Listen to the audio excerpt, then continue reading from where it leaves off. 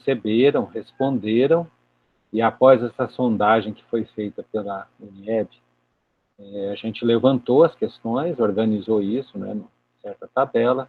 O Torquato apresentou naquele primeiro encontro, né, o levantamento que o Anderson havia feito. Ele não pôde estar presente na época, estava se debatendo com a doença, né, infelizmente, não tinha tido a vacina ainda. E, a partir de então, a gente, tendo as questões, a gente precisa ter como referência alguns termos e alguns conceitos correspondentes a esses termos. Aí lembramos de um texto antigo, porém com conceituações que são atuais, que foi utilizado num curso de especialização promovido pela Secretaria de Educação em parceria com o SEAD, da UNB, né, Centro lá de Educação à Distância da UNB.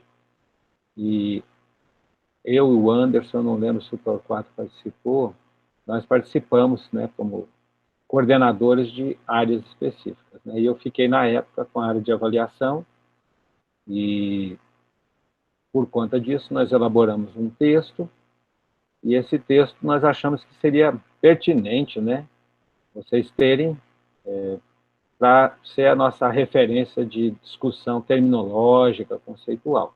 Aí o pessoal da Unieb, de novo, né, mandou para todo mundo esse texto, e a gente achou interessante partir dessas conceituações para, na sequência, a gente conversar, mas aí a gente conversando com um consenso de termos, né, o que a gente chama de cada coisa e o que significa esse nome, porque muita gente usa determinados termos, né, de maneira que parte de um pressuposto que todo mundo está entendendo, só que os termos, às vezes, têm concepções distintas, né? Muita gente quer se referir a uma aprendizagem que os alunos deem significado e chama de aprendizagem significativa, que é um termo que ele tem conceituações distintas dependendo do autor, mas normalmente utilizado de modo menos atento a essas conceituações, se faz um uso, na verdade, que tem um significado de outro termo, que é a aprendizagem significante, utilizada por Carl Rogers na perspectiva humanista, né? Entendendo ele, e ele defende isso no livro Liberdade para Aprender, ele que não era pedagogo, não era da área de educação, era um psicoterapeuta, muito conhecido, né, mundialmente. A partir do livro dele, Tornar-se Pessoa, ele escreveu pensando na educação, fazendo uma proposta de escola diferente. Ele defendia que os alunos aprenderiam melhor se estudassem o que tivesse interesse em aprender. Então, ele criou esse termo, aprendizagem significante, referindo-se àquilo que a gente aprende, querendo aprender, tendo interesse em saber como é que aquilo funciona, o que é aquilo, de onde veio, que aplicações tem, etc, etc. Então, muitas pessoas usam, às vezes, o termo aprendizagem significativa, na verdade, com o conceito que é da aprendizagem significante, que é uma outra coisa. E a aprendizagem significativa, a mais forte concepção entre as que existem é a cognitivista, né, do David Ausubel, que escreveu um livro Psicologia da Educação, defendendo isso lá no final da década de 1950, início da década de 1960. E, portanto, quando a gente conversa e comenta sobre o interesse que os alunos têm em aprendizagem significativa, às vezes as pessoas entendem outra coisa. Para a gente não correr o risco de ter a mesma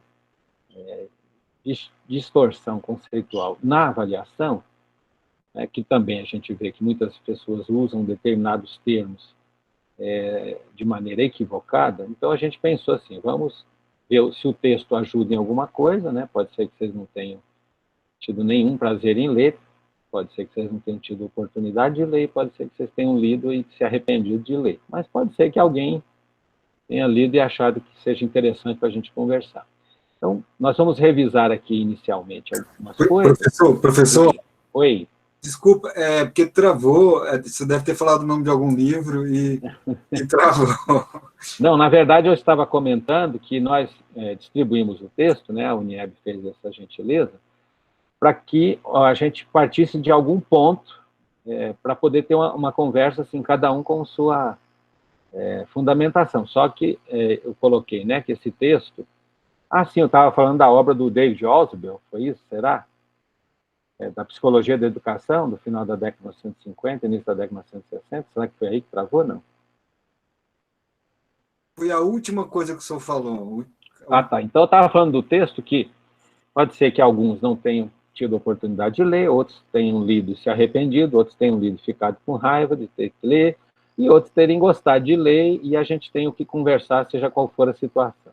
Então, nós resolvemos aqui, conforme a gente tinha pensado lá para trás, conversando com o pessoal da Unieb, nós do NAVEC, fazer uma apresentação rápida sobre terminologia, conceituação, e aí, na sequência, a gente entra numa conversa aqui que todos possam efetivamente agora falar, né, se expressar de modo mais tranquilo, para a gente poder avançar nas respostas às questões que foram levantadas.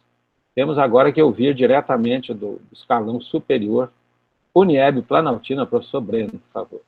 Gauchi, boa tarde. Deixa eu aproveitar aqui um momento rapidinho. Pessoal, a gente enviou o texto via processo SEI para as escolas, todas as escolas aqui. Acabei de mandar o processo aqui, desde a segunda reunião, nosso segundo encontro. Enviei também nos grupos de anos finais o texto.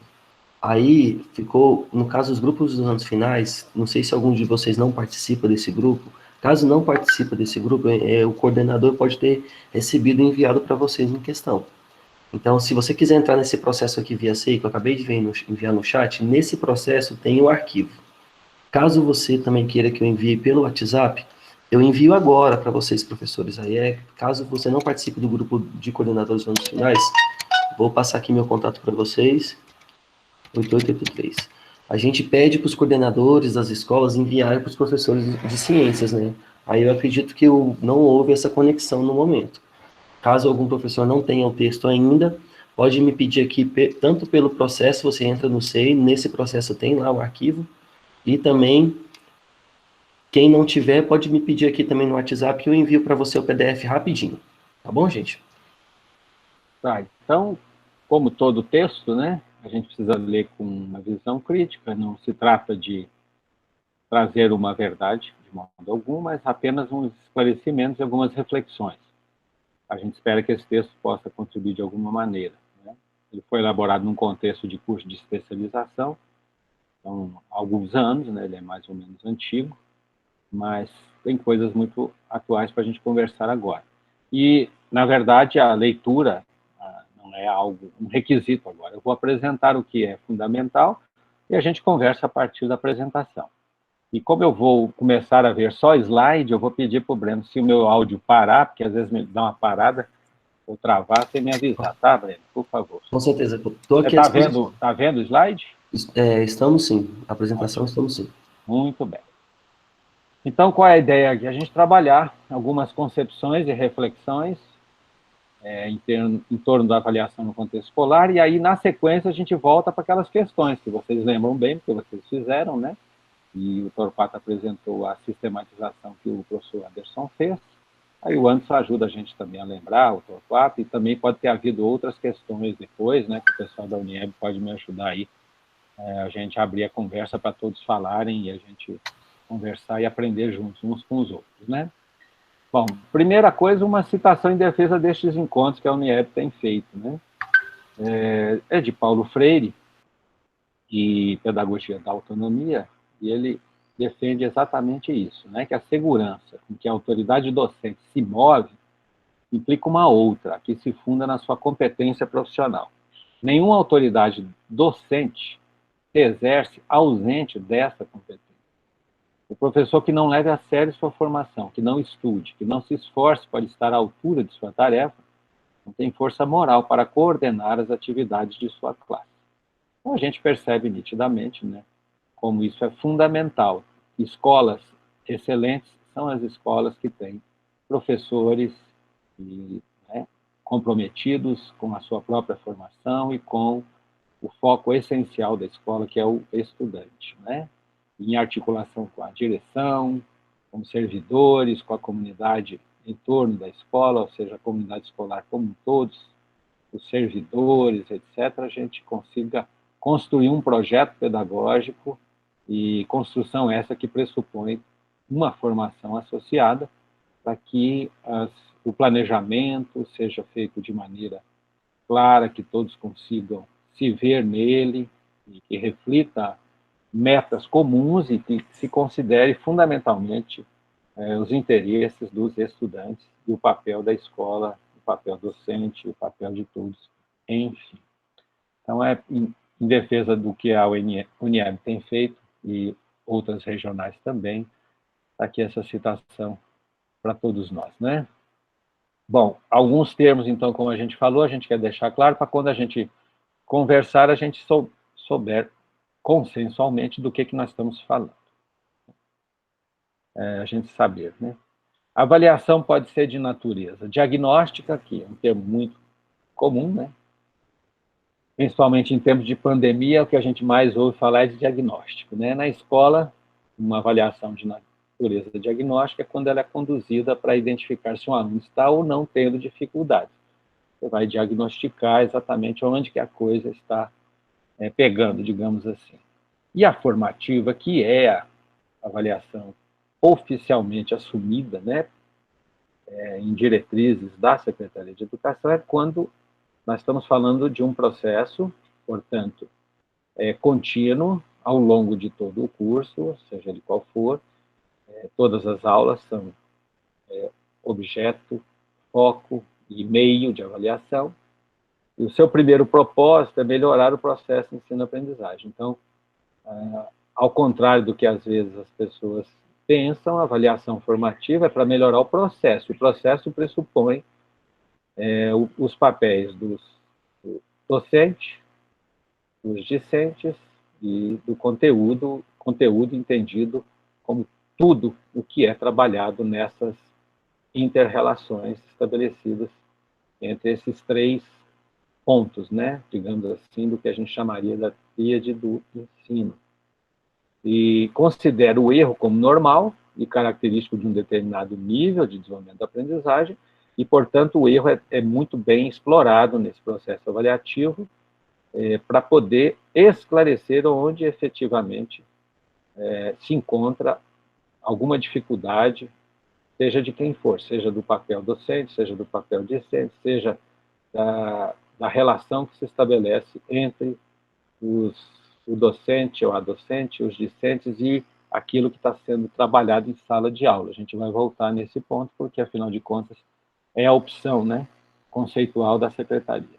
A somativa, que a gente conhece muito bem, porque a gente, como aluno, especialmente os mais antigos, sabemos exatamente o que é, acontece quando o processo de ensino-aprendizagem está concluído e tem por objetivo avaliar o que foi atingido. Então, não é um processo, mas é a caracterização de um produto. Então, você, ao final de um bimestre, ou de um semestre, ou de um trimestre, ou de um período X, você aplica alguma coisa que te dê um retorno, te diga se o que você pretendia foi atingido em que nível, né, em que proporção. E aí você tem escalas, e aí você estabelece o que significa este produto, atingido ou não, em que grau. Bom, outra maneira é a gente ter análise da avaliação feita com referência. Se a referência é a norma, então a gente registra o êxito de objetivos curriculares específicos, comparando o desempenho do aluno a um grupo de alunos. Então, a gente estabelece uma norma e faz aí uma comparação entre desempenhos, né, e cria-se uma escala, né, uma classificação, e que vai definir aí aquilo que tem a ver com os objetivos curriculares. Quando eu estabeleço a avaliação com referência ao critério, então registro o êxito de objetivos curriculares específicos, mas comparando agora o desempenho do aluno a um padrão estabelecido, e não entre o aluno e um grupo de alunos. E aí eu vou para o padrão estabelecido. Então, estabeleço uma nota, por exemplo, que significa aprovação, e a partir daí eu vou chegando à conclusão se os objetivos curriculares foram atingidos, em que grau, né? E se não tendo sido atingidos, então eu tenho que repetir esse processo.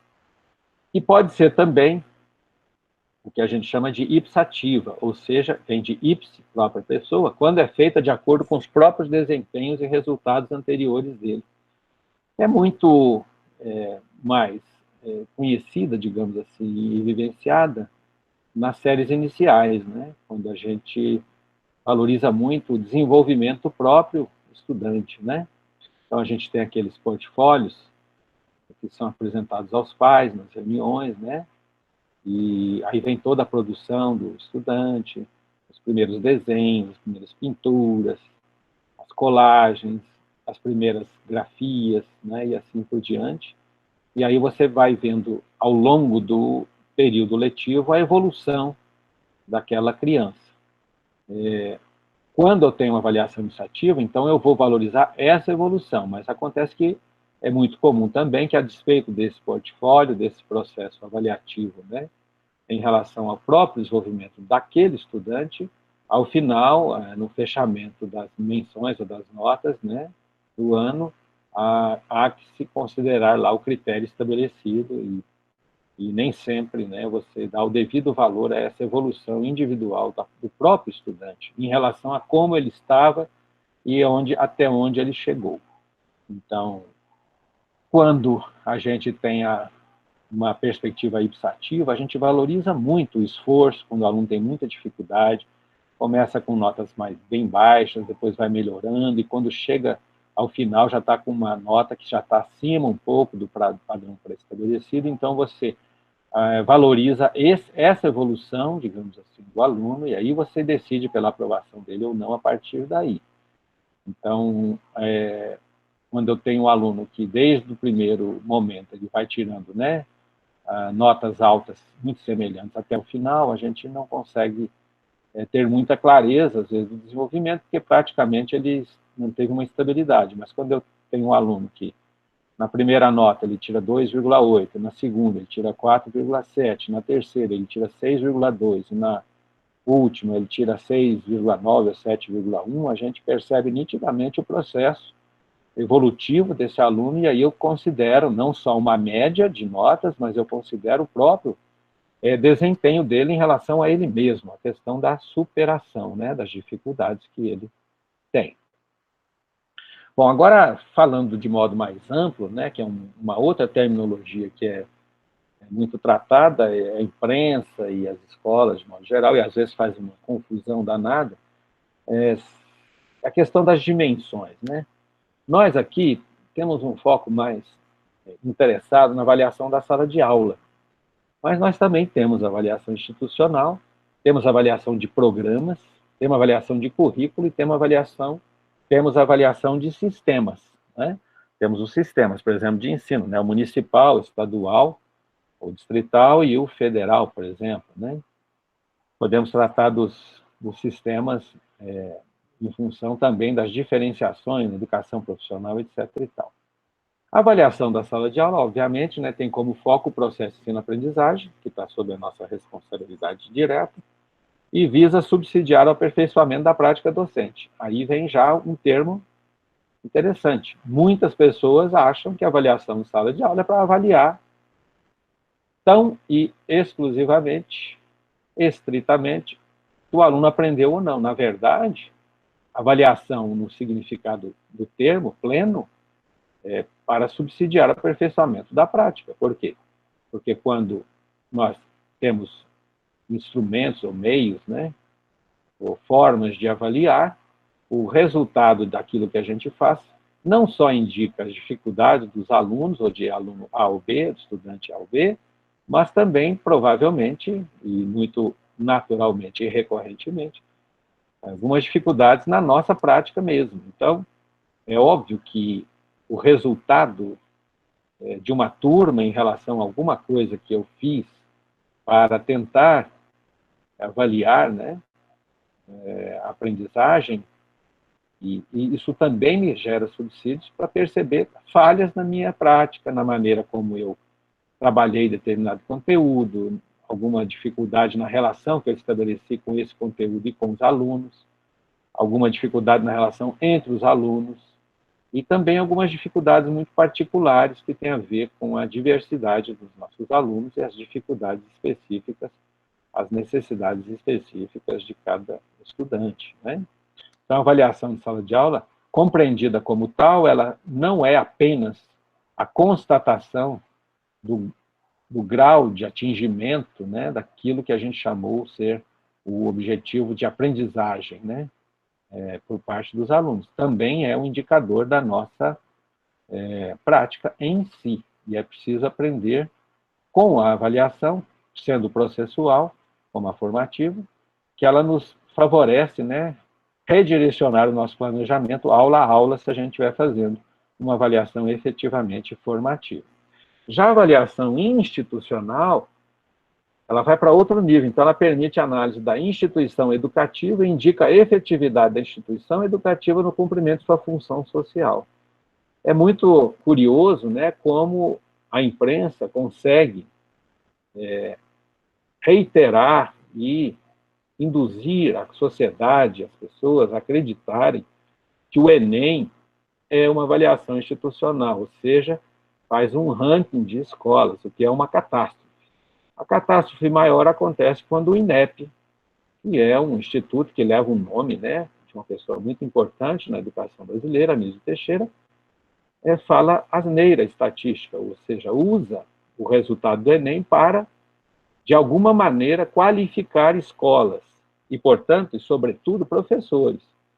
Isso é, além de ser uma impropriedade, né, conceitual, estatística, ainda por cima é um desserviço que presta a todos os nossos professores que estamos ali na luta para trazer os alunos, né, por meio da escola, na sua função social, para uma inclusão no exercício da sua cidadania. Ele tenha condições de analisar, interpretar, tomar decisões realmente fundamentadas, né?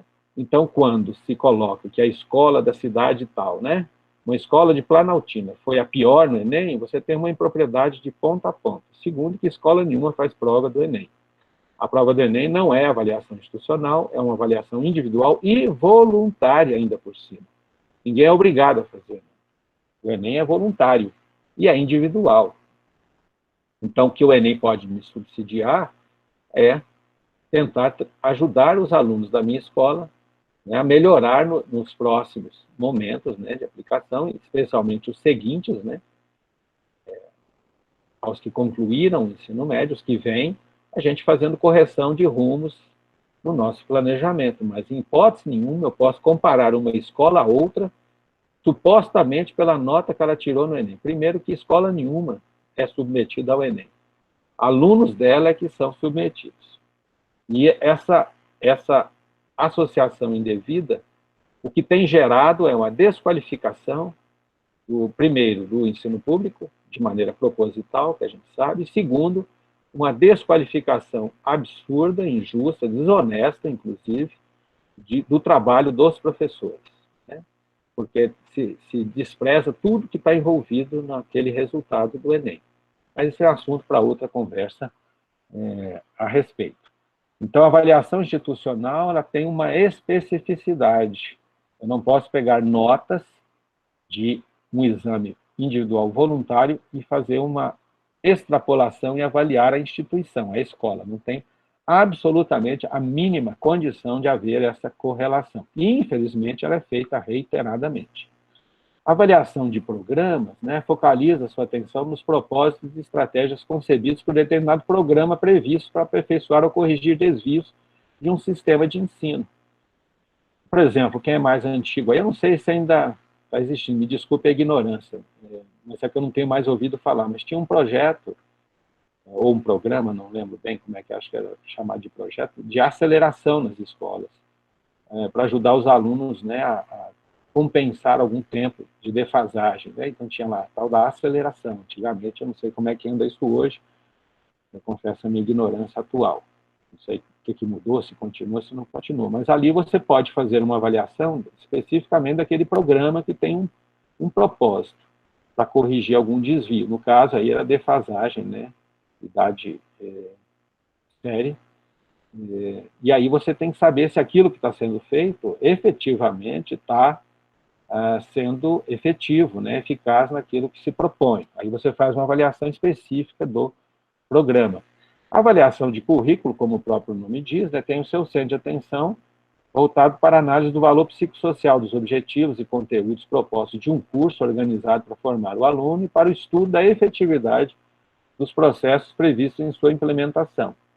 Então, quando se faz uma alteração curricular, por exemplo, no sistema, né, no caso nosso aqui do sistema público de ensino do DF, por exemplo, para você fazer uma avaliação, você tem um caminho muito específico, né, para poder exatamente analisar tanto a estruturação desse currículo, a forma como foi elaborado, proposto, e depois saber se ele efetivamente correspondeu àquilo que se esperava dele, né, na sua implementação.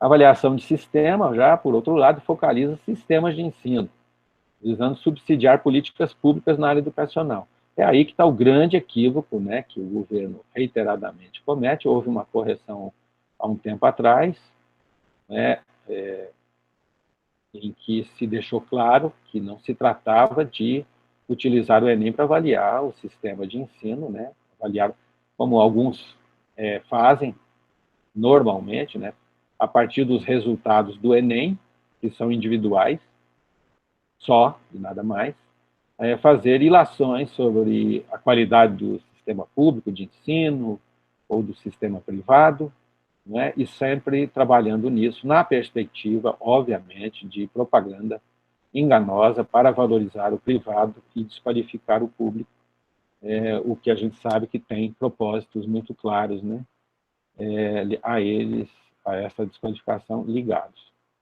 Bom, avaliar apenas uma dessas dimensões é tomar a realidade de forma parcial. Então, eu não posso fazer análises mais profundas, ou até análises, sem fazer a correlação entre essas dimensões, em todas essas dimensões.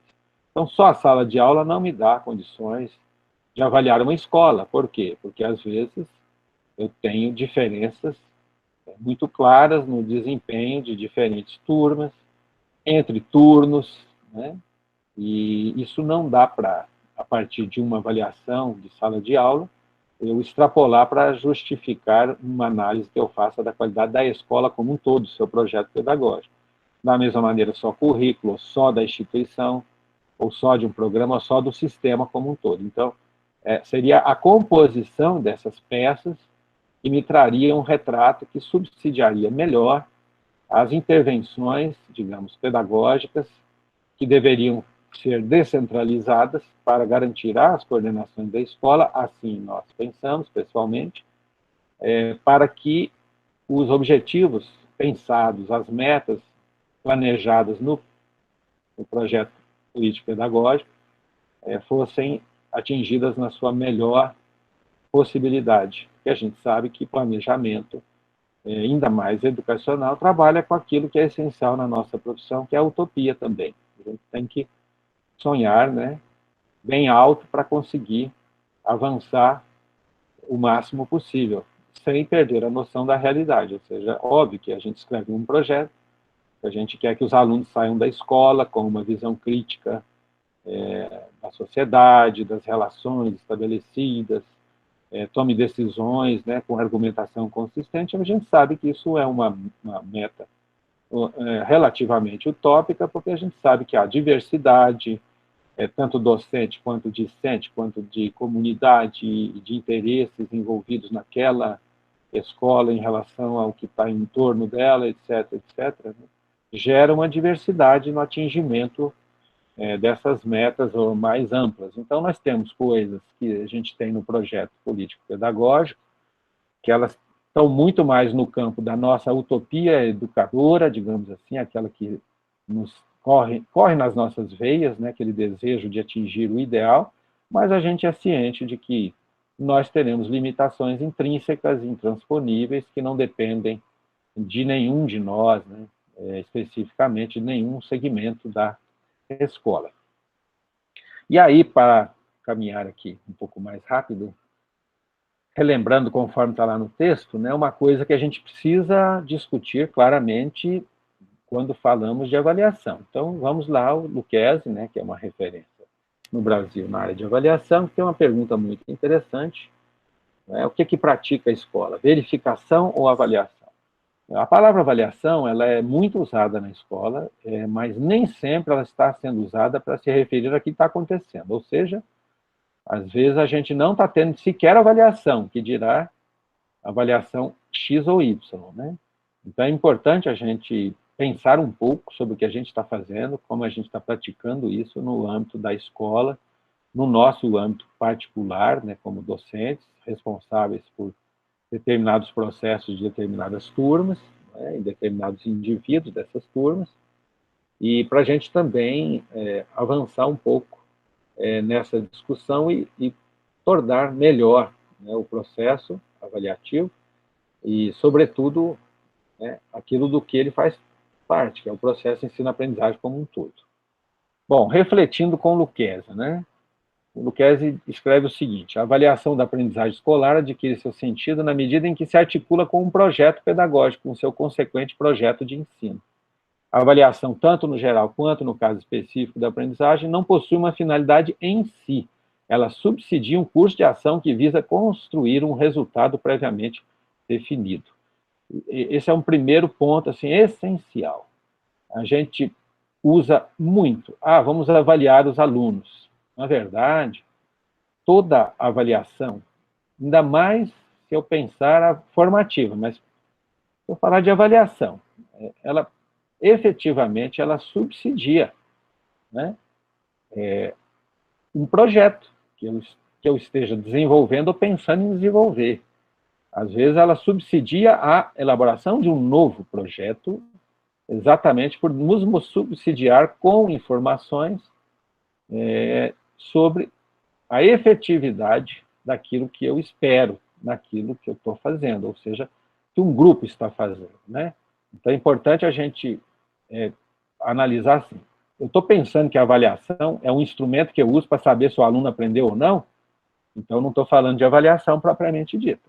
Eu estou falando de uma parte desse processo e não estou considerando que isso me subsidia, de uma certa forma, a me autoavaliar como docente, avaliar as relações estabelecidas em sala de aula, as relações estabelecidas dentro do contexto escolar, a relação que a gestão da escola estabelece com o seu corpo docente, com seus alunos, com seus servidores, as relações entre os servidores e os alunos, e assim por diante, dos pais dos alunos com a escola, e assim vai. Ou seja, a avaliação ela tem um papel muito mais complexo. Por isso ela é muito complexa, não é trabalho para amadores. A gente precisa estudar, porque talvez seja o grande desafio de qualquer docente, qualquer professor, professora, maior desafio, talvez.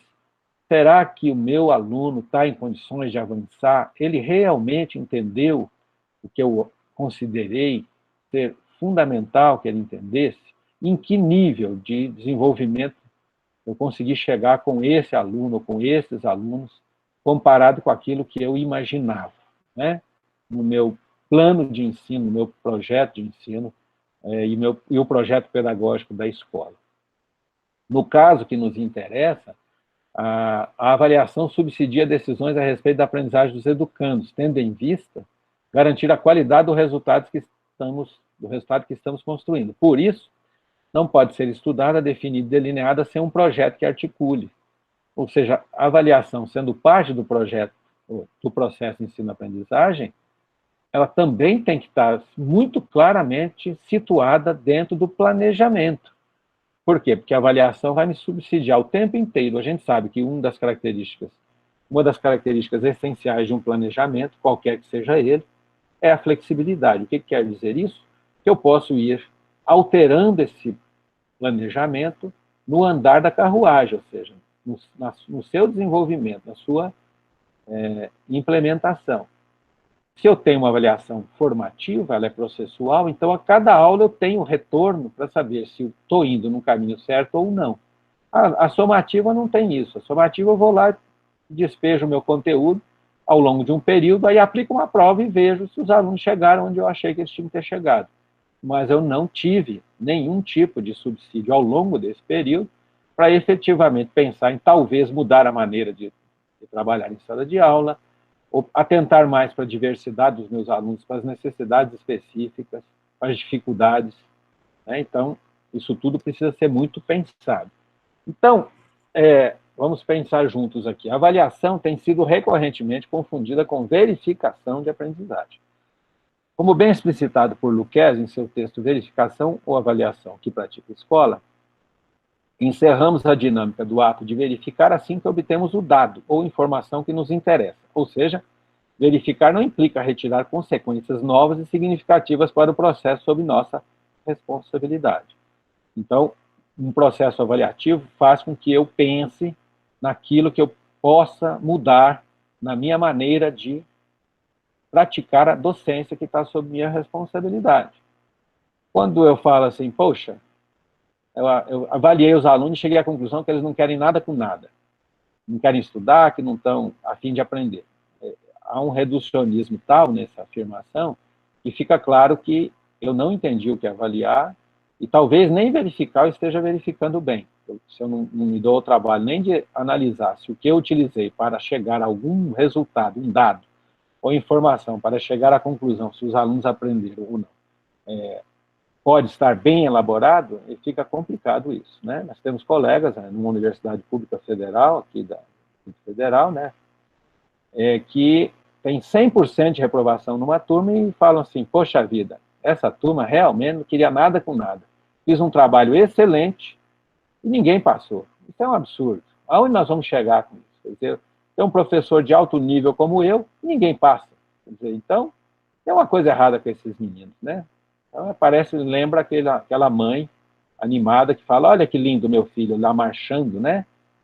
No dia 7 de setembro, lá na avenida principal de Planaltina. Tá vendo que lindo? Meu filho é o único marchando certo. Todo mundo está marchando errado. Né? Então, falta um pouco, às vezes, de autoanálise, né? Autocrítica. Já o ato de avaliar não se encerra quando atribuímos qualidade ou valor ao que estamos avaliando. Exige uma tomada de posição favorável ou desfavorável ao objeto de avaliação como uma consequente decisão de ação. Ou seja, o que decorre quando eu observo, né, que os alunos estão tendo uma dificuldade grande, e a sua maioria, a grande maioria dos alunos está tendo uma dificuldade grande para realizar alguma tarefa específica que eu estou atribuindo a eles, relativa ao que eu quero que eles aprendam ou tenham aprendido. Né? Isso, efetivamente, tem que gerar tomada de decisão, porque continuar, às vezes, naquele mesmo caminho, utilizando as mesmas estratégias, pode ser apenas ratificar o que já vem acontecendo, né, como o previsível. Então, dessa forma, concordamos com o Lucchesi, ao constatar que, de modo geral, há, na prática educacional brasileira, um interesse majoritário de verificação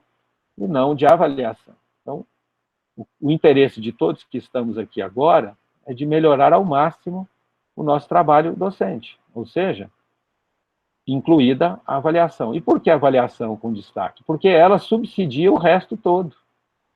Como é que eu sei se eu estou atingindo meus objetivos, né? Ou seja, que os alunos estejam aprendendo aquilo que eu acho fundamental que eles aprendam, por meio da avaliação. E quanto mais contínua for essa avaliação, quanto mais ela estiver presente em tudo que eu faço, aula a aula, mais rapidamente eu tenho o retorno, né, o subsídio para tomar decisões e mudar. Às vezes eu percebo que os alunos têm uma dificuldade muito grande na leitura e interpretação de texto, então não vou ficar enfatizando demais tudo a partir da leitura de texto, porque eu tenho que trabalhar primeiro, junto com um colega da língua portuguesa, para me ajudar nesse esforço, que os alunos aprendam mais isso, desenvolvam melhor essa habilidade de leitura, né, o que signifique interpretação, né, para que eles possam depois aprender ao máximo lendo textos que eu ache interessantes, fundamentais, para que eles compreendam as correlações entre o que eu quero que eles aprendam do ponto de vista científico em relação à sociedade, à tecnologia e às questões sociais mais prementes, né, naquele contexto em que eu esteja trabalhando. No entanto, há professores, entre os quais vocês que aqui estão, né, e assim se tornarão também, né, como todos nós estamos sempre nos tornando, assim como também licenciando-se, etc., que compreendem que a avaliação da aprendizagem escolar tem sentido na articulação de sua dinâmica com o projeto pedagógico da escola, de onde decorre o seu respectivo projeto de ensino. Com a avaliação nessa perspectiva, subsidiam-se ações didático-pedagógicas específicas e gerais com vistas a alcançar os objetivos curriculares. Então, a gente tem uma situação no Distrito Federal que ela é de privilégio profundo e absoluto no país. É uma coisa chamada coordenação pedagógica, que não é encontrada em nenhum lugar até onde nós sabemos, a menos que tenha havido alguma mudança radical nos últimos tempos em outros estados. Uma coordenação pedagógica, como é feita no Distrito Federal, a gente não tem notícia. Então, a gente tem condição de trabalhar de modo mais específico dentro da nossa área, articulado com todas as outras áreas, e inclusive com tempos mais específicos da nossa disciplina e também individualmente falando. Né? E a questão é, em que medida nós aproveitamos esse espaço da coordenação pedagógica para discutir continuamente o projeto pedagógico da escola, o resultado dos alunos nas diferentes formas de avaliação contínua, formativa, que estão sendo desenvolvidos por diferentes professores das diferentes disciplinas. Quanto de tempo a gente dedica à discussão disso e quanto de tempo se gasta com burocracias que são apenas formas de controle das instâncias superiores. Então, é preciso que a gente pense um pouco sobre isso. O trabalho do professor Elias no mestrado foi exatamente isso. Eu sugiro enfaticamente, quem puder ler o trabalho do professor Elias nessa área da coordenação pedagógica como espaço privilegiado de formação contínua, né, que façam, porque foi um trabalho muito bonito, feito em uma escola em Taguatinga, né, na coordenação pedagógica. Então, continuando, ao associarmos o sentido da avaliação ao projeto pedagógico da escola, há que se analisar a questão do planejamento. Será que nós planejamos a avaliação? Planejar a avaliação é parte do projeto de ensino, do plano de ensino, do planejamento do ensino, né? Ensino-aprendizagem, ou seja, a avaliação é algo que a gente pensa que é uma prova que a gente aplica, ou um teste, ou seja lá o que for, ao final de um período, ou é algo que efetivamente a gente está continuamente vendo as diferentes maneiras, né? Às vezes, numa aula, eu vejo um aluno que é muito quieto, faço uma pergunta para ele, sem um tom de aspas, né? Avaliá-lo, ele se sente até à vontade para responder, pela resposta dele espontânea de uma questão que não tem um viés, né? De pressão, seja de retaliação, de punição, né? Mas uma coisa bem leve, espontânea, natural, às vezes a maneira como ele responde já dá para a gente um retorno. Poxa, acho que ele entendeu, né? Que bom que ele entendeu o que eu estava falando. Ou, percebi que ele tem uma dificuldade muito grande. Às vezes, um aluno tem muito quieto, então eu peço para ele ler alguma coisinha, uma frase num texto que está sendo trabalhado em sala de aula. Às vezes eu percebo que ele tem uma dificuldade imensa de ler. Então, trabalhar com essa perspectiva da leitura, a interpretação, e assim vai. Então, eu já estou avaliando o tempo inteiro se eu estiver observando.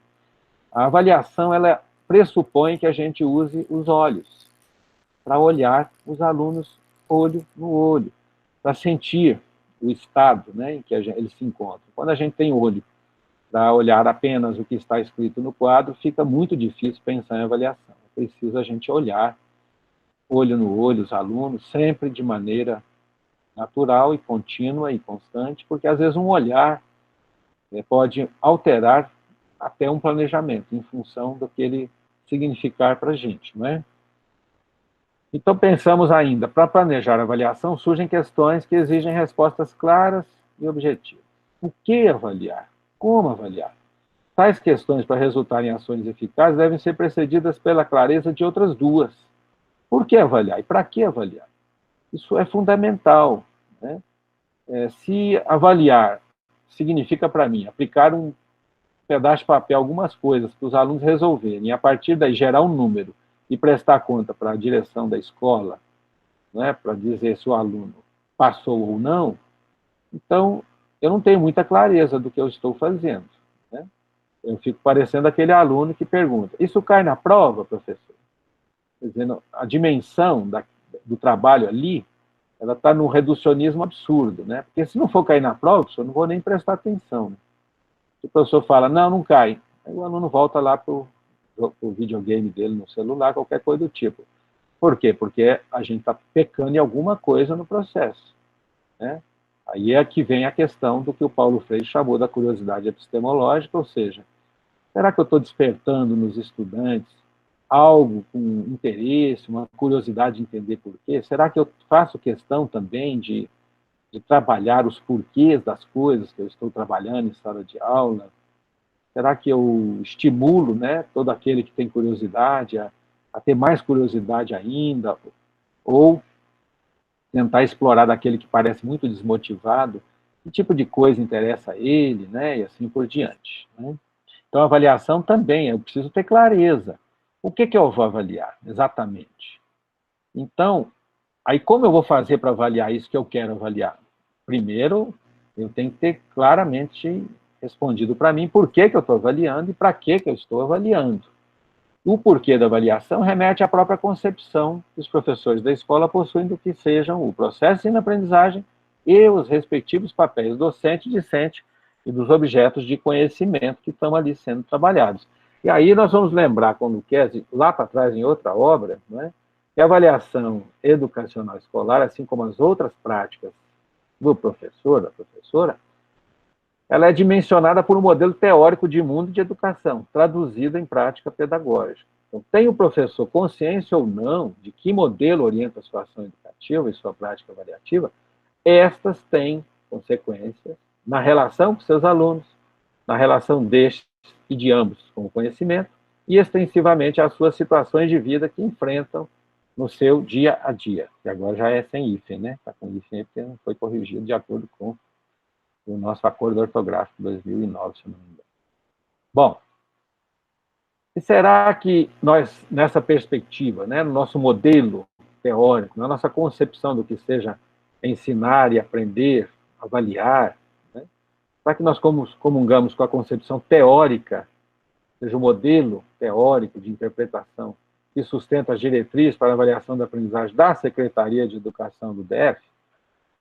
Eu queria depois ser esclarecido, porque na minha ignorância, eu encontrei isso aqui como sendo a última coisa, mas ela é de 2016, então eu peço desculpas pela minha ignorância, deve ter outras depois disso, mas na minha correria eu acabei não indo atrás, a primeira que eu achei foi essa, imagino que ela, para mim, ela seria a última, mas eu imagino que, obviamente, 5 anos passaram, então talvez tenha até mais de uma depois dessa, então me desculpem a incompetência, que eu não deixei para a última hora checar isso e esqueci. Então, nessas diretrizes, nós vamos encontrar o seguinte trecho. O presente documento discute concepções, procedimentos e instrumentos avaliativos que devem constar nos projetos político-pedagógicos das escolas, especialmente nas práticas avaliativas, realizadas no cotidiano das unidades escolares, inclusive das instituições conveniadas com esta secretaria. São diretrizes que se constituem, juntamente com a proposta pedagógica da Secretaria de Estado de Educação do Distrito Federal, o Regimento Escolar das Escolas Públicas do DF e o Currículo em Movimento de Educação Básica, suporte didático-pedagógico e teórico-metodológico para o planejamento, desenvolvimento, organização e avaliação do trabalho pedagógico na educação básica e suas respectivas modalidades. A anterior a essa, 2009, 2013, tem um trecho interessante. A avaliação é um elemento indissociável do processo educativo, que possibilita ao professor definir critérios para replanejar as atividades e criar novas situações que gerem avanços na aprendizagem do aluno. Então, você vê essa inter-relação, né, entre a avaliação, um processo, então ela tem uma relação indissociável com o processo, portanto, ela é processual, com o ensino e com a aprendizagem indissociáveis, né? Esse ensino-aprendizagem, razão desse hífen, ou seja, eu tenho que entender que o processo de ensino-aprendizagem tem uma relação também indissociável, então não há que se comemorar um ensino se a aprendizagem não se demonstra realizada. Então, no fundo, é porque não houve ensino. Se não houve aprendizagem, não houve ensino. Então, nós precisamos entender que a avaliação, ela possibilita a condição do replanejamento, que é a coisa mais interessante que tem no nosso trabalho, porque a gente nunca tem uma rotina propriamente dita. Quem tem rotina entediante é dador de aula. Educador, professor de Planaltina não tem rotina, porque cada turma é uma turma, cada aluno é um aluno, cada aula é uma aula, então não há que se esperar que uma mesma aula tenha os mesmos resultados em todas as turmas. Então, quem planeja uma aula a partir única e exclusivamente do foco no conteúdo propriamente dito, perde a dimensão humana das relações estabelecidas e, portanto, não consegue distinguir, né, as diferenças entre turmas, entre alunos, e, portanto, perde no atingimento dos objetivos, né, que levaram àquele trabalho docente. Né? E antes ainda, 2008, 2009, nós vamos encontrar outro trecho interessante, que a avaliação passa a ser compreendida como aprendizagem. Olha que interessante. A avaliação passa a ser compreendida como aprendizagem, ou seja, a avaliação é um momento, né, como outros já escreveram, né, um momento privilegiado de aprendizagem. Então, se a gente pensa assim, eu vou aplicar uma prova, por exemplo, ou um trabalho, né, de grupo ou individual, eu tenho que pensar que aquilo ali é um momento de aprendizagem. Então, tem que colocar desafios, eu tenho que colocar situações, problemas que quem está ali resolvendo, se é um aluno, se é um grupo de alunos, se sinta, né, mobilizado naquilo que se espera que tenha aprendido conceitualmente. Então, no fundo, acaba sendo um momento de aprendizagem também. E aí que o erro que a gente viu lá atrás tem um papel fundamental na avaliação formativa, porque eu discutindo com os alunos depois por que eles não conseguiram, na sua maioria, resolver a questão, por exemplo, que foi colocada, eu posso identificar que foi um erro meu de elaboração, uma pontuação mal feita, que gerou uma ambiguidade, ou a ausência de um dado fundamental para resolver, eu não prestei atenção e deixei passar, e só depois eu vou ver, ou que os meninos têm uma dificuldade de leitura e interpretação, nem entenderam o que foi pedido. Então, eu não posso nem deduzir que eles não sabem aquilo que eu quero que eles demonstrem saber. O problema é anterior, está na leitura e interpretação.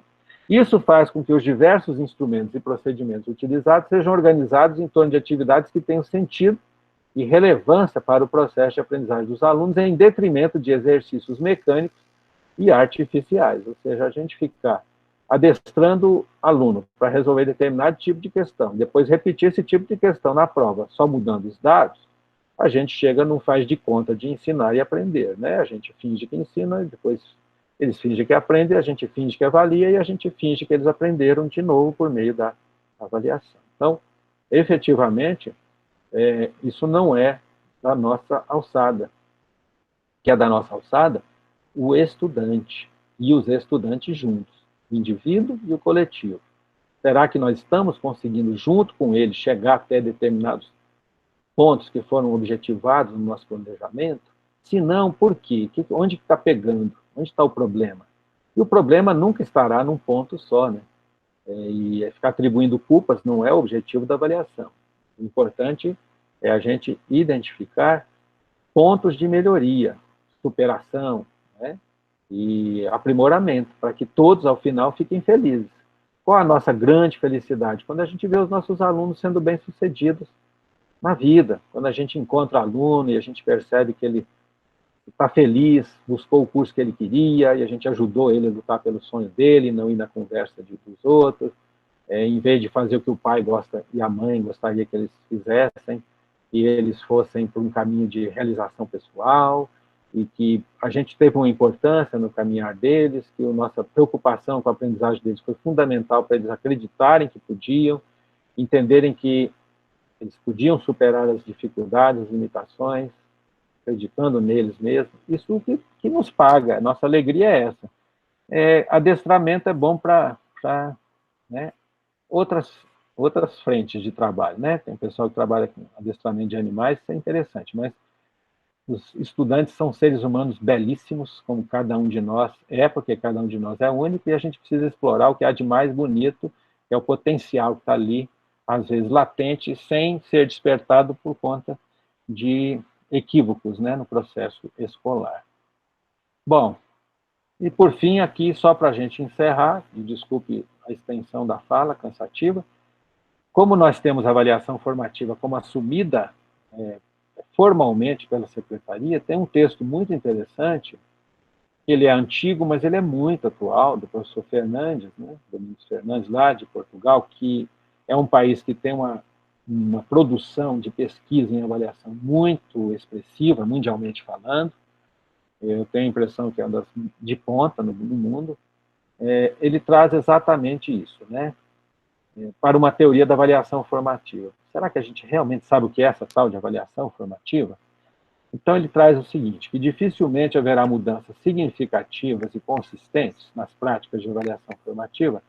Tem uma teoria que, para além de as enquadrar ao nível dos fundamentos epistemológicos, ontológicos e metodológicos, contribua para a indispensável clarificação conceitual sobre que práticas se deverão apoiar e desenvolver.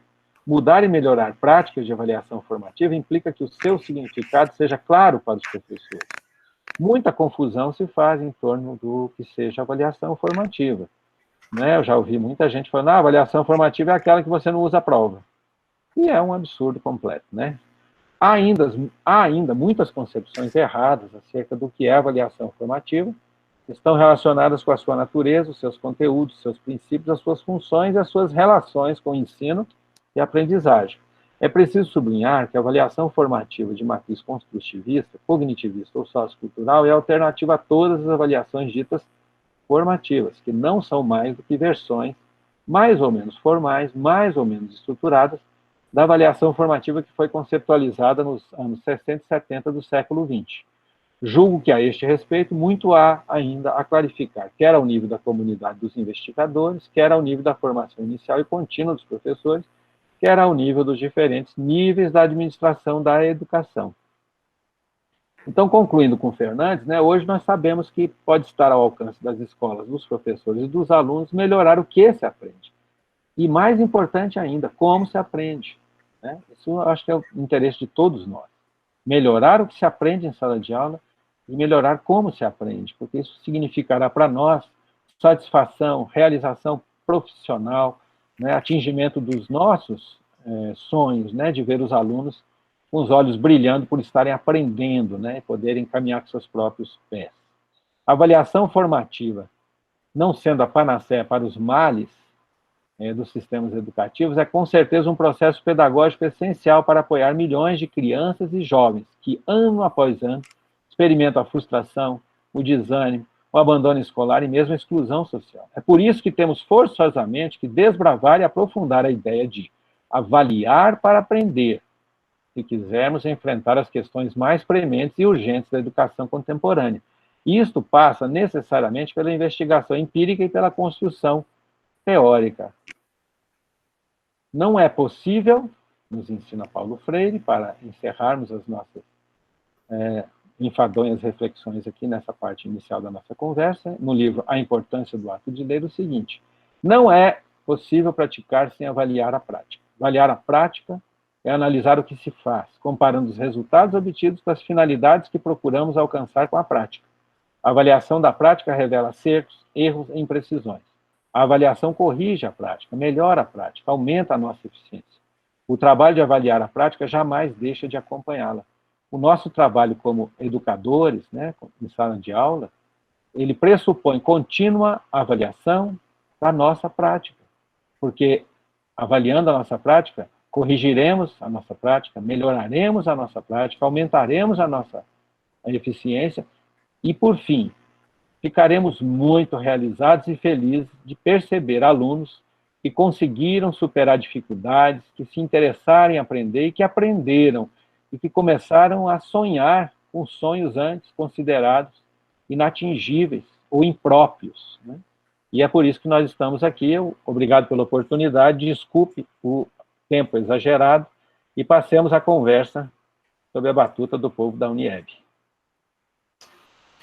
Antes de mais nada, que desculpar pela sua falta de que você é completo, muito bem instruído, professor Gauch, é um exemplo para todos nós que estamos aqui, principalmente para mim, que estou iniciando, no início ainda da minha carreira como professor. Acredito que o processo de avaliação é algo que a gente tem que estar sempre melhorando, nós como professores que queremos ser melhores, né, na medida do possível. Eu acredito que o processo de avaliação é, sim, algo que tem que ser muito trabalhado, sim. E eu gostaria muito de agradecer sua fala. Passar a palavra aqui para minha chefe, professora Kátia, que está aqui presente no momento. Professora Kátia, boa tarde. Acorda, a Kátia já dormiu. Boa... boa tarde a todos. Ainda bem que você estendeu a fala, Ricardo, que aí eu pude te ouvir ainda. Desculpem, queridos, o atraso, mas hoje só na agenda da Unieb tem 3 reuniões acontecendo ao mesmo tempo, e a gente quer participar de tudo, mas enfim, meu coração estava por aqui, vim correndo, e que bom, professor Ricardo, te ouvir, principalmente dentro de uma temática que é tão importante. Quando a gente pensa, Viviane, não tem como dormir não, como é que dorme prestando atenção no professor Ricardo Gauch? Impossível, né? Hoje está tendo um excesso de generosidade aí, você deve ter bebido alguma coisa na hora do almoço, não pode.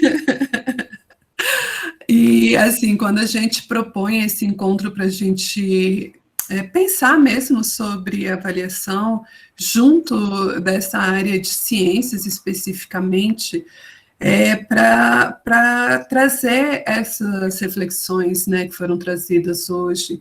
A gente precisa, de fato, estar pensando em rever sempre esse processo. A avaliação, ela, de fato, não faz sentido se não for para estar aí ajustando a prática, repensando, né, nos reposicionando, nos fazendo olhar para aquele sujeito que aprende. Enfim, maravilhoso. Isso tudo eu me inspirei só no final da sua fala.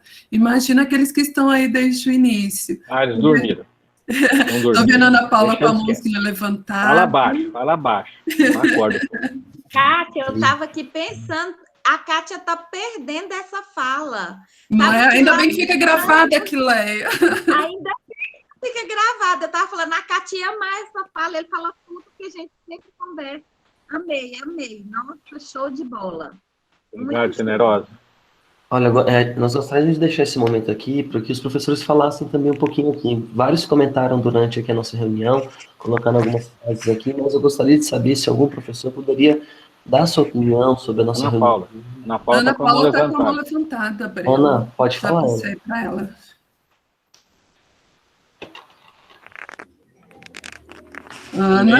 Mineirinha, tá? Boa tarde, Mineirinha. Eu estava abrindo a câmera aqui, tem que ver se está tudo ok para aparecer. Passei perfume, ainda mais para aparecer para o orientador, assim a gente. Bom, professor Ricardo, eu fico. É uma das coisas que mais me angustia, né? É a questão da avaliação. Porque no processo, eu vou muito pelo diálogo, e o senhor me conhece, que eu não sei trabalhar sem essa movimentação, eu quero a participação dos alunos.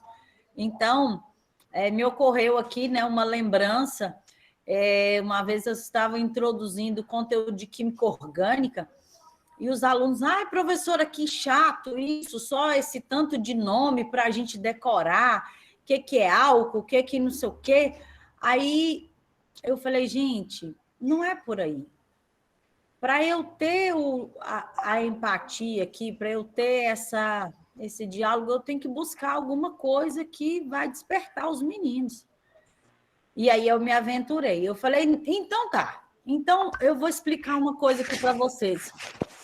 Vocês sabiam que as substâncias orgânicas, elas participam, né, da maioria das reações psicotróficas que a gente tem, e alucinógenas, e das drogas, tudo quanto foi menino que estava lá, celular, parou. O que foi, professora? Como é que é? O que a senhora está falando? Aí eu falei, gente, é por aí, né? Então, assim, a avaliação, ela vai ocorrer até dentro daquele momento da sua prática. Opa, naquele feedback dos meninos, professor, tá chato. Opa, tá chato mesmo, eu sei que tá chato. Eu sei que aquilo ali não. Aí eu falei, não é por aí. Então, no meio do processo, eu já deixa eu buscar outra saída. Mas é isso, né? Requer esse feeling. Você tem que estar muito dentro do processo para você perceber a hora que você tem que mudar a estratégia, que você tem que buscar aquele aluno. E quantas vezes também você fala para o menino uma coisa que nunca... Ele não tem nada para ele ancorar aquilo ali que você falou, para ele não faz o menor sentido, né? E aí, quer dizer, você vai avaliar o que ali? Sabe? Eu fico me perguntando. Então, assim, uma das coisas que mais me angustia e que mais, né, mexe comigo quando eu vou preparar uma aula é que eu quero, assim, buscar exemplos, buscar vivências, e a partir daquilo que eu expliquei, eu expor o meu aluno a situações que possam fazer parte do cotidiano dele, para que ele possa transpor aquilo ali, para que eu possa realmente ter uma noção, né? Eu acho que a avaliação, ela é contínua, ela é diária. Cada aula que você dá, você tem um feedback do seu aluno, né? Ah, mas você não consegue fazer isso com todo mundo. Ok, mas você vai oportunizar todo mundo.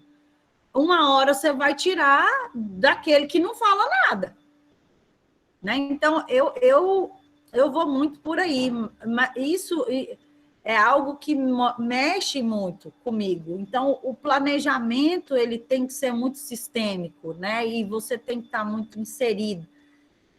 E aí, fazendo uma abertura aqui já para o novo ensino médio, é uma das coisas que eu tenho repensado muito. Né? E como é que vai ser agora? Né? Como é que a gente vai oportunizar esses meninos com essa nova dinâmica? Né? Então, isso também tem me angustiado. Já estou antevendo as coisas. Tá bom, então seja bem-vindo à angústia. Eu não conheço nenhum educador que não fique angustiado com o processo avaliativo, né? Porque não é fácil. Mas quando você falou de álcool, eu lembrei de eu participei de uma banca de uma professora, banca de mestrado da PUC do Rio Grande do Sul, lá em Porto Alegre, orientada pelo professor Maurivan Hudson Ramos, que quem mexe com pesquisa e ensino aí já leu coisa dele. Inclusive, ele tem um capítulo de avaliação no livro Ensino de Química em Foco, que o Wilson organizou junto com o Maldaner, que teve uma nova edição, revista ampliada, né, há 2 anos ou 1 ano, agora já esqueci. Bom, em síntese, o que essa menina fez? Ela foi trabalhar numa perspectiva que eu sugiro que todo mundo que tiver interesse vá atrás, chama Educar pela Pesquisa. É muito interessante. Então, qual a estratégia? Ela chegou e ia trabalhar exatamente a função álcool e perguntou para os alunos, olha, anotem as perguntas que vocês têm sobre álcool. Põem no papel, escrevam aí tudo que vocês querem saber. Aí eles colocaram, queria saber, eu queria saber, porque eu tenho, como é que faz para ajudar quem é alcoólatra a deixar de usar o álcool? Olha só. Eu queria saber como é que eu vou identifico, né, se é melhor eu usar álcool ou gasolina no carro, não sei o quê, PPP. O outro, eu queria saber o que é álcool isopropílico, né, porque eu comprei um produto para limpar a tela do celular, e estava lá álcool isopropílico, eu achava que só tinha álcool etílico, e assim foi, né? E aí ela pegou, eles fizeram, aí ela falou assim, agora vocês respondam, vocês perguntaram. Ué, professora, mas vocês respondam o que vocês acham, qualquer coisa, não importa. Aí eles responderam, ela guardou, aí ela fez a seleção e começou a trabalhar tematicamente, a questão do alcoolismo, essa questão de eficiência, né, do combustível, e foi tratando de tudo, aí foi trazendo o pessoal interessado em cada coisa, eles foram fazendo seminário, eles mesmos corriam atrás das coisas, ela foi desenvolvendo um trabalho belíssimo. Aí, no final, ela foi trabalhando, né, questões em provas, que eram as questões relativas ao que eles tinham perguntado. E aí, ela, com esses resultados, ela levou os alunos a pensarem no que eles tinham pensado antes, com o que eles aprenderam depois, tudo aquilo ali.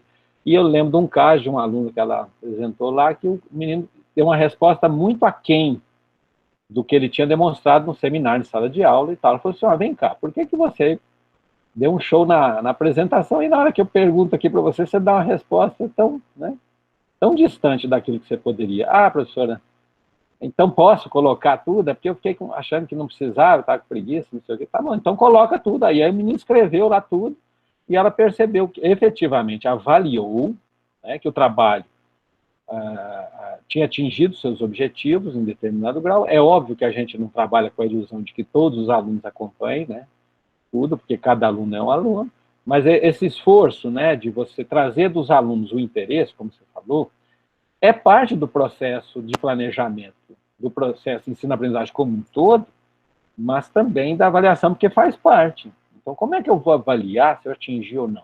Então, veja, às vezes, quando eu falo dos olhos, às vezes você vê um aluno que estava disperso, e a hora que você fala uma coisa, ele muda o olhar e presta atenção, ou seja, você já tem um retorno para mudar a sua prática. Pô, ó, o Ricardo deu uma olhada na prova, já sei, eu vou perguntar um negócio para ele, vou pedir para ele fazer. Como a gente faz, né? Eu já fiz isso também, né? De falar, fulano, quando eu percebi, dá para você fazer um favor para mim? Pesquisa sobre isso, que eu queria que você falasse sobre isso na próxima aula. Eu, professor, lógico, eu sei que você é um cara interessado. O cara ia lá e trazia, apresentava, aí ele se desenvolvia, ele criava confiança, aí ele ia atrás, na aula não tinha mais problema de desatenção, ele estava sempre atento. Então, o grande trabalho docente é o trabalho da pesquisa. Por isso que o Paulo Freire falou que ele achava que, quando se adjetivou, né? Na época que ele publicou Pedagogia da Autonomia, estava em alta essa história de professor pesquisador. Então ele escreveu, olha, eu acho que é inapropriado você falar professor pesquisador, porque o professor ele é pesquisador intrinsecamente, ele está o tempo todo buscando, pesquisando como melhorar, como ajudar os alunos. Aí nós estamos falando do professor, P maiúsculo, o profissional mais importante do universo. Dador de aula está em outra categoria. Estou falando com os professores que estão aqui comigo, passando por esse sacrifício de me ouvir. Flávio, a bola é sua. Bom, primeiro eu quero lembrar aqui, eu fiz mestrado no PPGEC também, sou contemporâneo da Ana Paula, não deve lembrar de mim. Não, eu lembro... Nunca mereci, né? Eu tenho que trabalhar um pouco mais para merecer Flávio comigo, né, Ambrósio? Eu lembro do senhor também, em algumas situações. É uma referência já há muito tempo. Agora, esse ano está acontecendo... Eu vou me dar o direito de seguir o exemplo da Ana Paula e vou falar das minhas angústias. Ótimo. Eu vou tentar não falar muito. Então, você não seguiu o meu exemplo, porque eu falei demais. Não, mas a gente vai ficando velho, vai ficando muito tagarela, então eu tenho que me segurar. Mas a minha primeira angústia, aí eu também estou me sentindo à vontade, professor Gaucho, porque algumas coisas que o senhor já falou aí. Primeira coisa, o Enem. O Enem, os vestibulares, os concursos, de uma maneira geral. Para mim, isso vem causando assim, um atraso na educação como um todo do país. Se é que eu sou autoridade para falar isso, né? Mas eu acho que isso reduz demais o que a gente tem a fazer na escola. E aí é triste, eu fico triste de ver algumas escolas públicas se reduzindo a cursinho.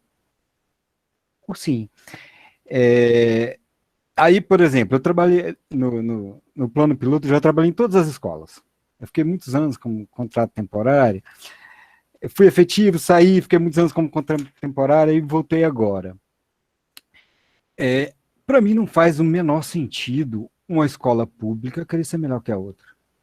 Não faz sentido o setor oeste querer ser melhor que o setor leste, melhor que o centro. Não faz sentido, as escolas públicas têm que se ajudar.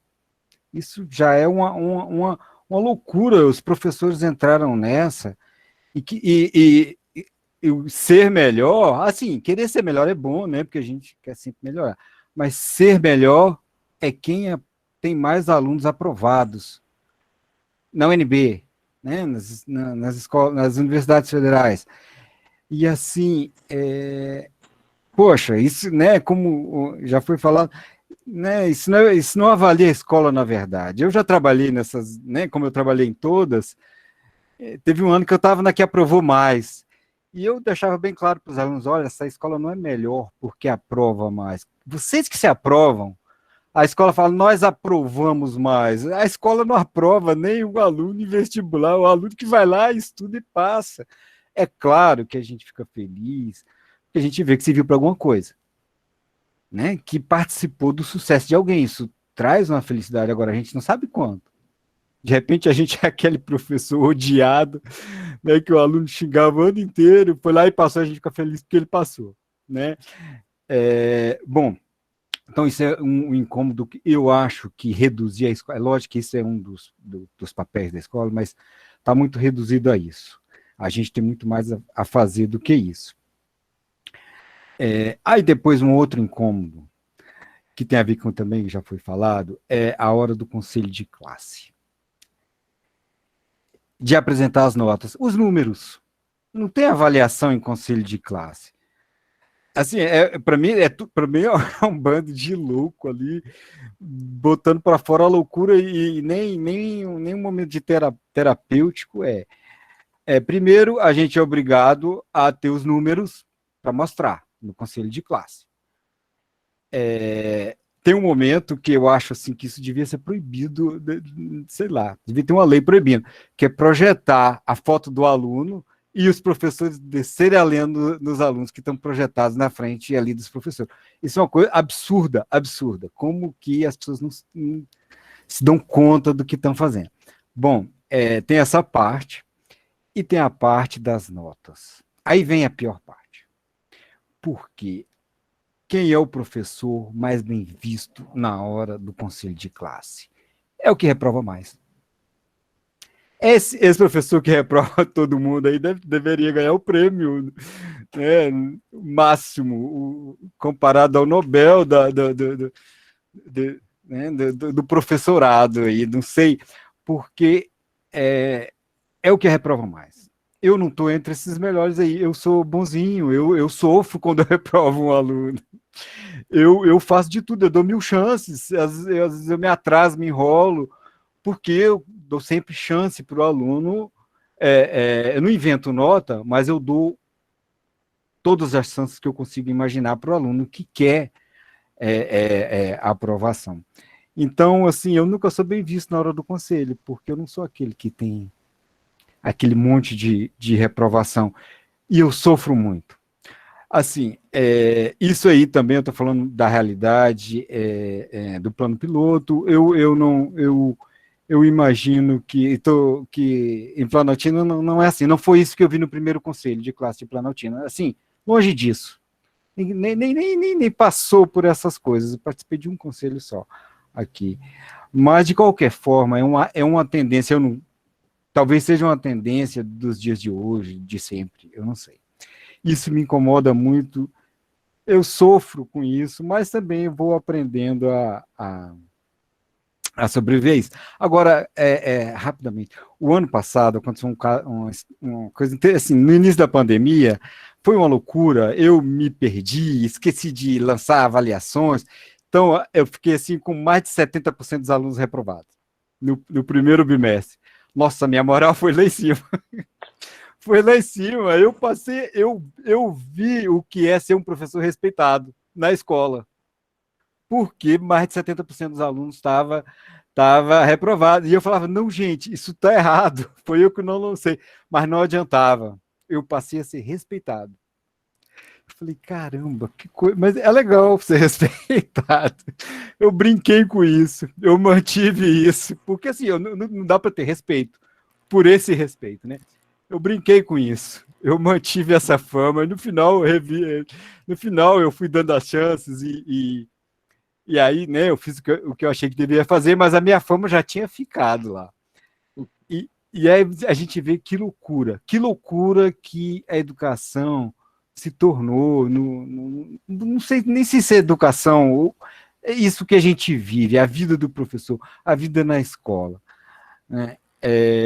Bom, então essas são as minhas angústias, que eu falei antes que eu caí de paraquedas, esse ano eu caí de paraquedas em todos os lugares, eu caí de paraquedas na Regional de Planaltina, eu caí de paraquedas num curso que está terminando agora, de Educação no Campo, eu achei que era uma coisa e foi outra, muito melhor do que eu imaginar, caí de paraquedas nesse grupo também, eu achei que, ciências, vou entrar nesse grupo de ciências, não me toquei que era avaliação em ciência, eu nunca tinha pensado em estudar avaliação, nunca, não não fazia parte né, dos meus interesses.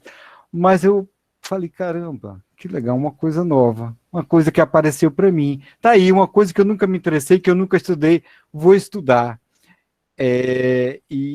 Bom, está sendo muito bom. Né? Esse grupo tá maravilhoso, está sendo muito bom. Como todo mundo já elogiou, realmente, gente, é um privilégio ter esse contato com o professor Gaudio. Assim, é uma sorte, né? Cair de paraquedas de sorte, e nesse grupo como todo. Então, está sendo muito bom. Bom, tagarelei pra caramba. Eu vou falar só mais uma coisinha que eu venho pensando esses dias, para provar que eu ando pensando em avaliação. Eu ando pensando, e tem a ver com o que foi falado aqui também, com uma das avaliações, assim, eu estou caindo nessa área mesmo de paraquedas, estou aprendendo tudo agora. Uma das avaliações que o professor falou, que é mais utilizado, eu não anotei o nome, mais utilizado nas fases iniciais, mas é uma coisa que eu venho pensando. Me deu um insight. Mas, não sei, assistindo alguma palestra, lendo alguma coisa. Primeiro, todo mundo aprende sempre. Todo aluno aprende. Não existe quem não aprenda. Ele vai aprender na escola, ele vai aprender. A questão, então, não é avaliar se o aluno aprende, é avaliar o que ele aprende. E aí, né, aprofundando um pouco, mas se eu parto desse princípio, em avaliar o que o aluno aprende, eu também vou estar me avaliando. Eu vou estar avaliando a escola, vou estar avaliando o método. Se eu adotar isso como princípio, eu atinjo né, esses princípios de avaliar o processo. Então, chegar no final do ano e, bom, passamos um ano aqui. O que foi aprendido? Eu quero saber o que foi aprendido. Aí eu vou saber para que eu fui útil, eu vou saber onde eu errei, eu vou saber também, eu vou também saber aquele aluno que aprende mais, aquele aluno que aprende menos. Então, né, isso é uma coisa que eu venho pensando. Aí eu anotei dois aspectos da avaliação, um aspecto qualitativo e um aspecto quantitativo. O quantitativo é o que a gente está acostumado. O quantitativo é mais fácil. Mas talvez o mais importante seja o qualitativo. Eu ando passando muitas atividades qualitativas. E eu não sei avaliar qualitativamente. Aí sim eu vou ter que estudar bastante. Quantitativamente também, porque eu não sou nenhum especialista. Eu vou ter que estudar bastante para aprender a avaliar qualitativamente. O que eu quero dizer? Por exemplo, eu tenho passado muitas questões para os alunos que não tem certo e errado. São questões abertas. Eu quero saber o que ele pensa, eu quero saber o que ele observou, o que ele acha importante. Não tem certo e errado. Só que no final tem que virar um número isso. Porque, né, o que a gente tem que lançar lá no quadradinho do diário é um número.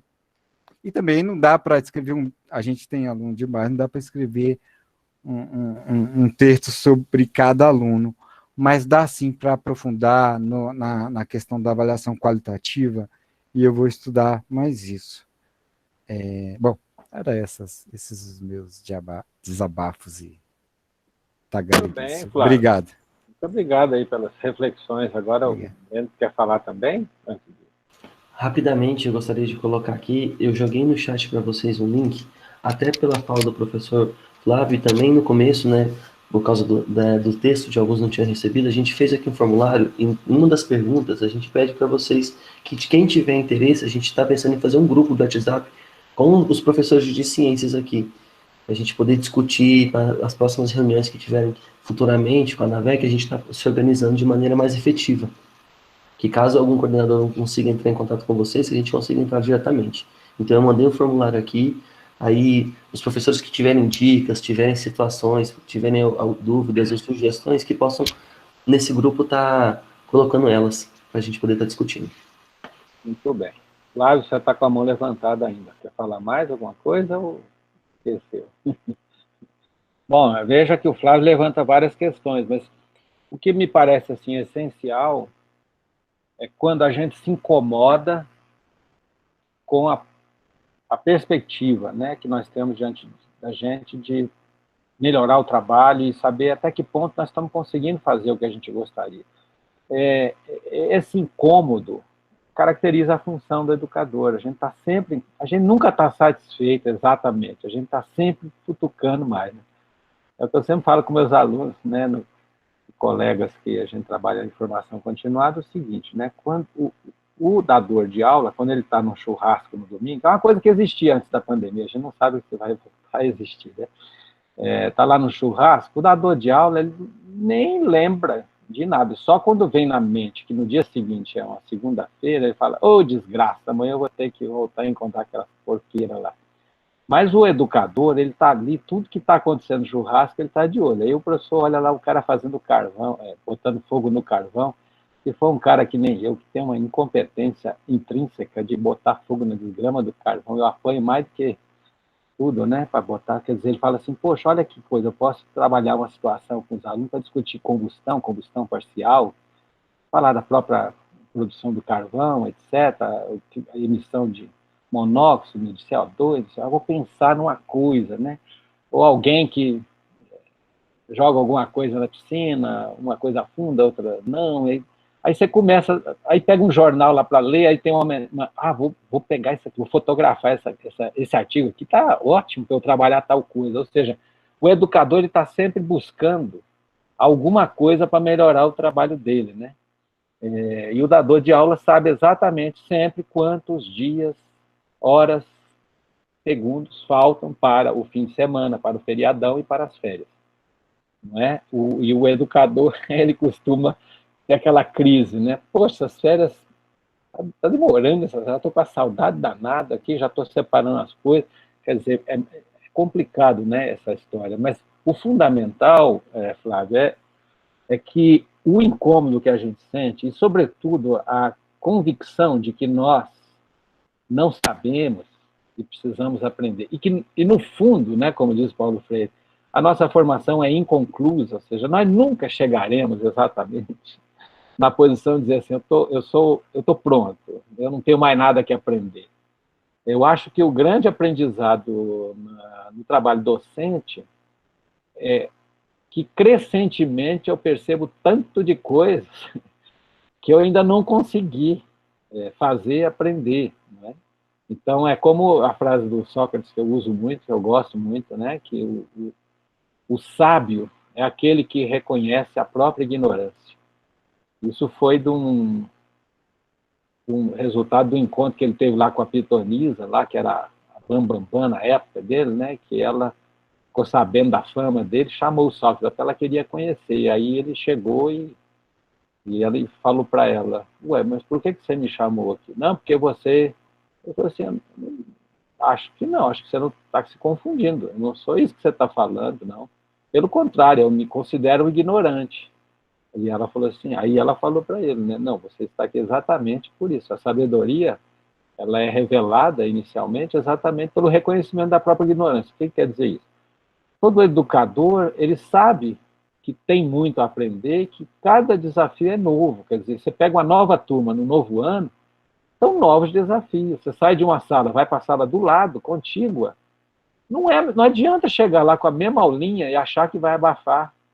Às vezes, uma sala, você tem a participação ativa, todo mundo feliz, participando, você entra na vai dar a mesma aula, só falta querer desejar que caia uma coisa na sua cabeça, você morra, né? Então, é por causa disso que a gente vê diante da gente um dilema quando a gente vai decidir o futuro de um aluno, né? Quer dizer, quando você se incomodar de ver lá a foto e tal, vira quase que um julgamento, né? Uma inquisição, né? Vai para o fogo ou não vai, né? Então, efetivamente, é por isso que esse grupo está aqui, por isso o pessoal da Unieb nos convidou, não sei até onde eles estavam com a cabeça quando chamaram a gente, mas estamos aqui, agora podíamos estar matando ou roubando, mas estamos aqui.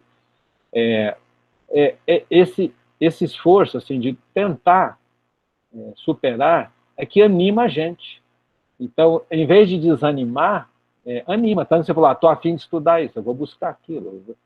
Isso que a gente gostaria que todo aluno nosso na sala de aula também demonstrasse. Então, quando a gente consegue tirar um aluno de um marasmo, de uma autodepreciação, uma autodesistência, né, dos próprios sonhos, porque já introjetou que ele é incompetente, porque ele não dá conta de fazer certas coisas, e ele vê alguém que acredita nele, que se preocupa em que ele efetivamente avance, o olhar do aluno, o brilho nos olhos, o desejo de entender, é isso que é o nosso grande salário, né? E é isso que faz a gente esquecer esse monte de ingerências que a gente tem no nosso trabalho nesse país. Todo mundo sabe dar pitaco sobre ensino, é uma coisa incrível, né?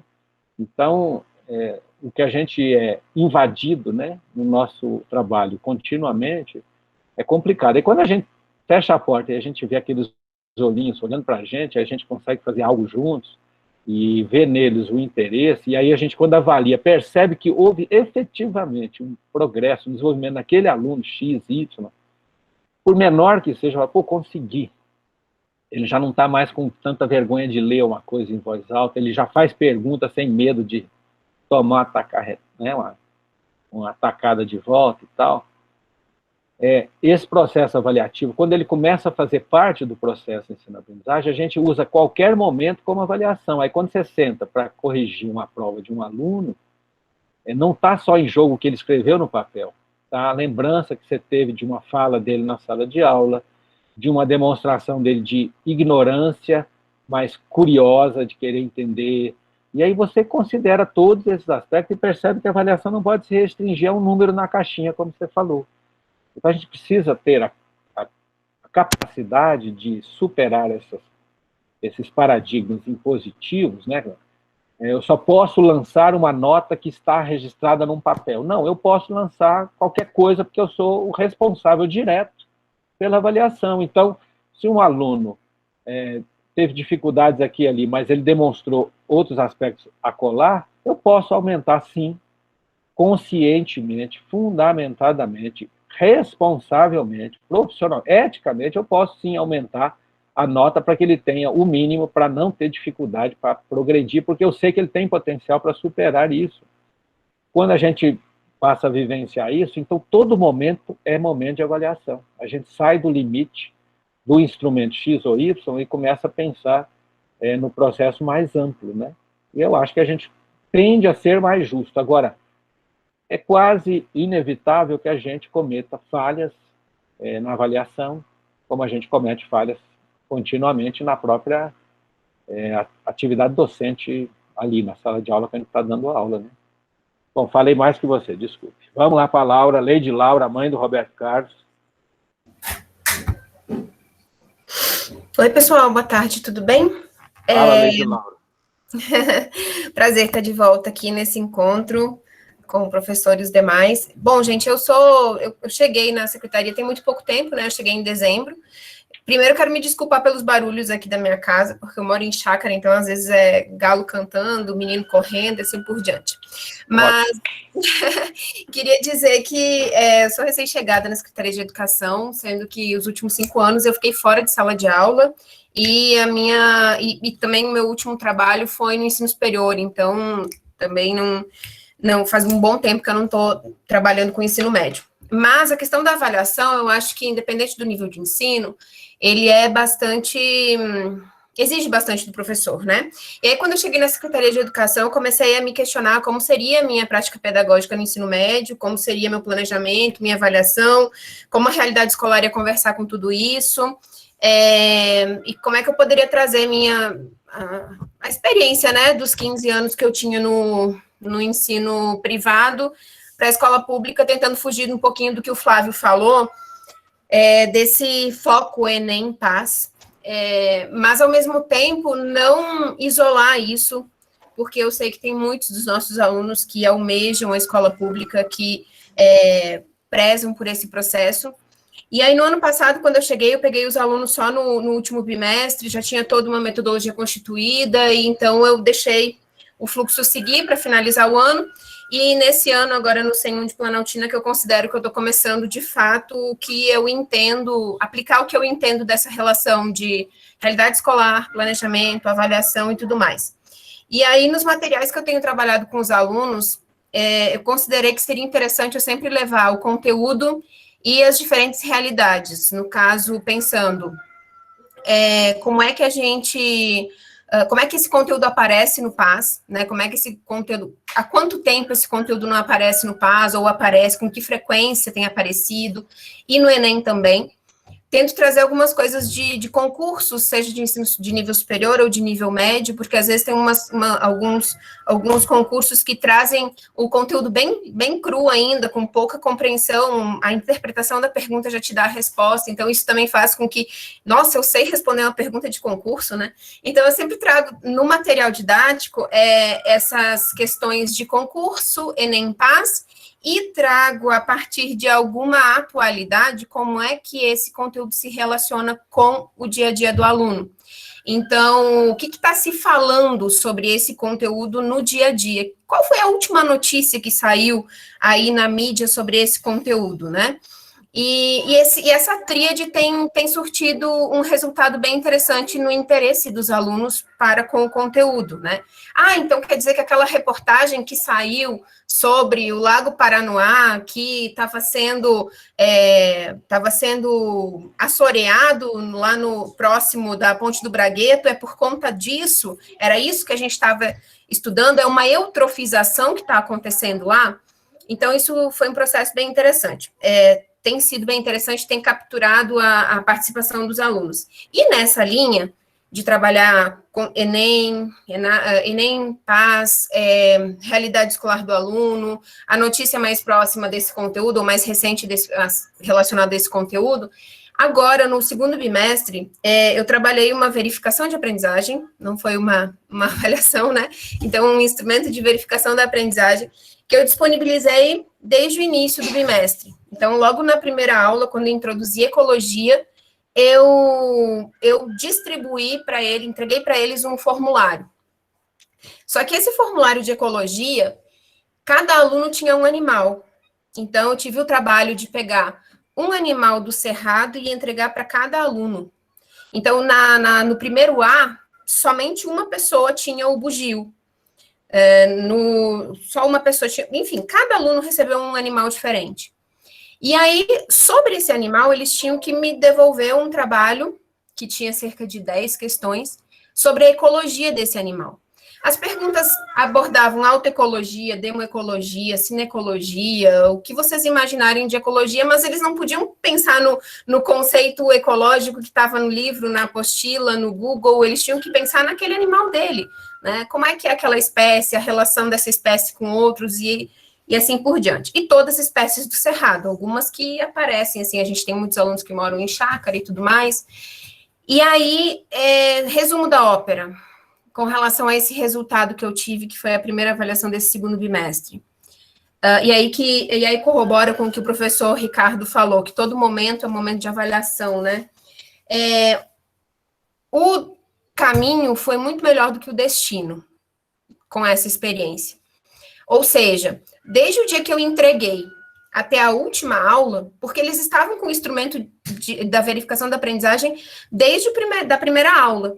Aí a gente teve a segunda aula do bimestre, terceira, quarta, e aí eles foram questionando e trazendo o animal. Então, professora, a senhora está falando que a autoecologia, ou melhor, a cinecologia, é o estudo da relação dele com outro animal. Então, no meu caso, que estou com um animal bugio, seria a relação dele com uma outra espécie, ou seria dele com um outro animal da mesma espécie, territorialista e tudo mais?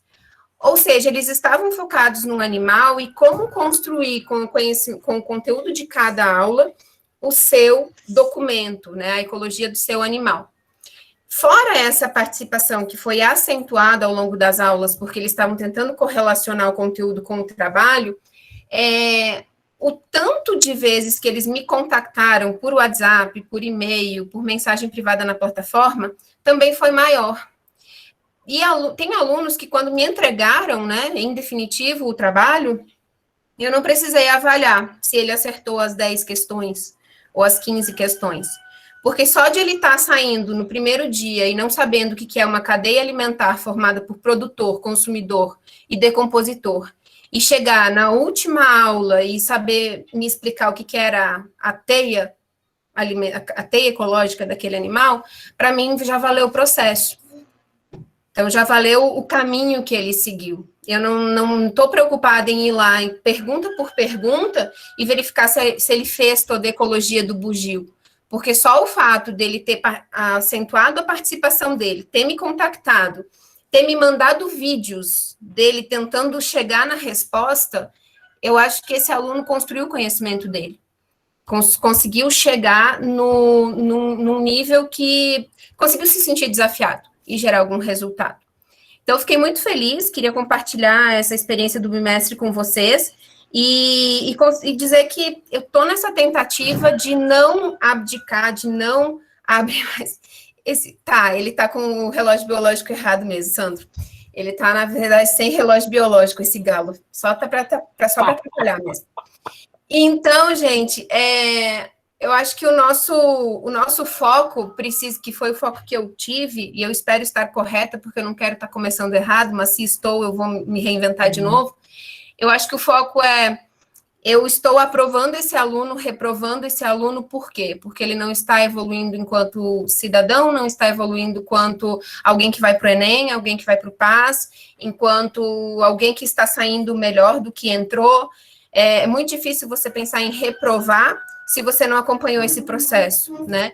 E é muito difícil você reduzir o aluno àquela nota que a gente coloca no boletim, e sendo que você só analisou o instrumento final que ele te entregou, e não avaliou tudo que ele te trouxe ao longo da construção daquelas respostas. Então, para mim, a avaliação é um pouco isso, eu acho que prática pedagógica é um pouco isso, acho que é possível aplicar isso em todos os níveis de ensino, e também fico um pouco surpresa quando um aluno me manda uma pergunta, eu ajudo ele a construir essa resposta e ele acha que eu dei a resposta para ele, porque ainda está muito na concepção do nosso aluno que no dia da prova o professor não sabe nada.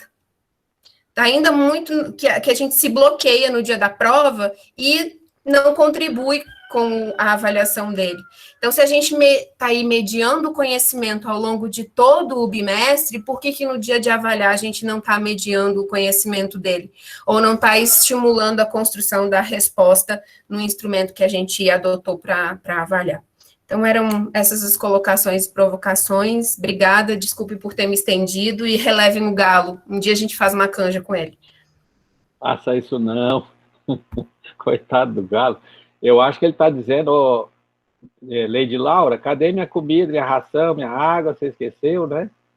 Então, ou então é resultado da pandemia, né? Todo mundo está ficando fora de eixo, né? O relógio biológico está concorrendo com a pandemia.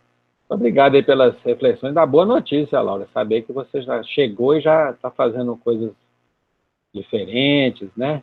Muito importante isso aí, eu fico muito feliz. Por aí que a gente chega lá. Nervosa, Ricardo. Você tem que ver o que essa menina produz. Ela é ecologicamente correta, já percebi. E é bom que a coordenadora dela acha o máximo, aí a gente fica até altas horas conversando. Ela é predadora de galos, já percebi isso ecologicamente falando, né? Na minha ficha aqui eu estou anotando, predadora de galo. Ela já quer fazer uma sopa com a canja, entendeu? Mas é isso aí. Como é que está a nossa enorme fila de ninguém aí, Breno? Na verdade, eu queria também fazer só um comentário aqui rapidinho, aproveitando aqui o momento da fala de todos, tá? Deixamos aqui o link do Forms para quem quiser participar. Alguns professores já passaram aqui o contato, eu agradeço. Nós vamos criar o grupo e a gente vai estar conversando por lá. Gostaria de lembrar também que, tanto para o nosso segundo encontro quanto para esse nosso terceiro encontro, nós da Unieb vamos estar emitindo uma declaração via SEI para o professor que participou dessas reuniões, tanto da segunda quanto agora da terceira, tá bom? Aí a gente pede gentilmente para que coloque seu nome aqui, nome e o nome da escola aqui embaixo. Eu acho que no Forms que eu mandei para vocês... Pelo formulário, não. No formulário tem sim, desculpa, tem sim, no formulário tem sim. Aí quem não respondeu o formulário, responde lá então também, para que todo mundo receba, tá, a declaração. Então, por favor, vou mandar aqui de novo para vocês o link do Forms. Quem não respondeu o fórum, se quiser colocar aqui no chat também, vai ficar gravado, eu também verifico depois, tá? Mas, de toda forma, a gente quer que todos saibam que as declarações serão enviadas para vocês, via SEI, pela escola, tá bom? Aí depois pode procurar lá o SEI na escola, que vai estar lá. Breno, a Beleza? foto. Tirei, pode ter certeza que eu tirei, mas se quiser tirar outra, eu já tirei já. Pessoal, quem quiser abrir a câmera rapidinho... É bom avisar para a gente fazer uma cara bonita, Breno. Não, eu também acho, mas a minha câmera estava fechada. Professor Gauchi, sabe o que eu estava pensando? Será que ainda dá tempo de eu passar de humanas para exatas? Porque eu fiquei muito fã sua com essa fala. Só Muito procura a fã. professora Laura, que a professora Laura te orienta, tá bom? Aliás, ela está com a mão levantada, Laura, você ainda está com a mão levantada. Ó. Ela está aceitando, orientando. Entendeu? Eu? Não, gente, como assim? Não, aquilo é que eu te procura depois, Para tá? trazê-la para o nosso time, é por isso. Pode vir, Aquileia, a gente orienta. Ou te orienta. Entendi. Ó, eu acho que ela tem que trabalhar com geociência, porque ela é rocha, entendeu? Então, Agora tem o Sandro aí que vai fazer uma breve exposição para nós, no máximo 80 minutos, tá, Sandro? Tu tá Tem que abrir o doido. microfone. Isso. Tu tá doido de falar 80 minutos. Então fala 8. O Sandro está mais para Alice no País das Maravilhas, Aqui, viu, ó, Sandro? aqui é. Bonita a chácara onde você mora aí. Gostei. É. Então, tá falando, né? Eu faço muito o epissistêmico, né?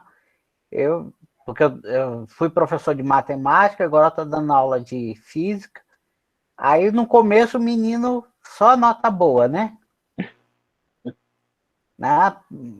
Próximo do zero, né? Aí, lá no final, ele sai correndo atrás para tentar melhorar a vida dele. E aqueles que fizeram por onde para aprender, aí ficam bravos, alguns ficam bravos porque eu dei 9, 10, né? Porque ele mudou, ele era um menino desinteressado, ele mudou o comportamento dele. Aí eu falo, o que me interessa é que mudou o comportamento, saiu correndo atrás, quis aprender e conseguiu. E tem uns no meio caminho que nem tenta mudar a vida, né? Aí eu sou mais da avaliação epissistêmica, né? Ver no processo o que ele melhorou. Se ele melhorou, a gente dá uma ajudinha a ele. Porque às vezes o meu conteúdo de física ou de matemática não é o que vai mudar a vida dele, né? Às vezes ele é para outra área. Mas eu dei uma contribuição nele nesse processo epissistêmico dele. Não deu nem 8 minutos, viu?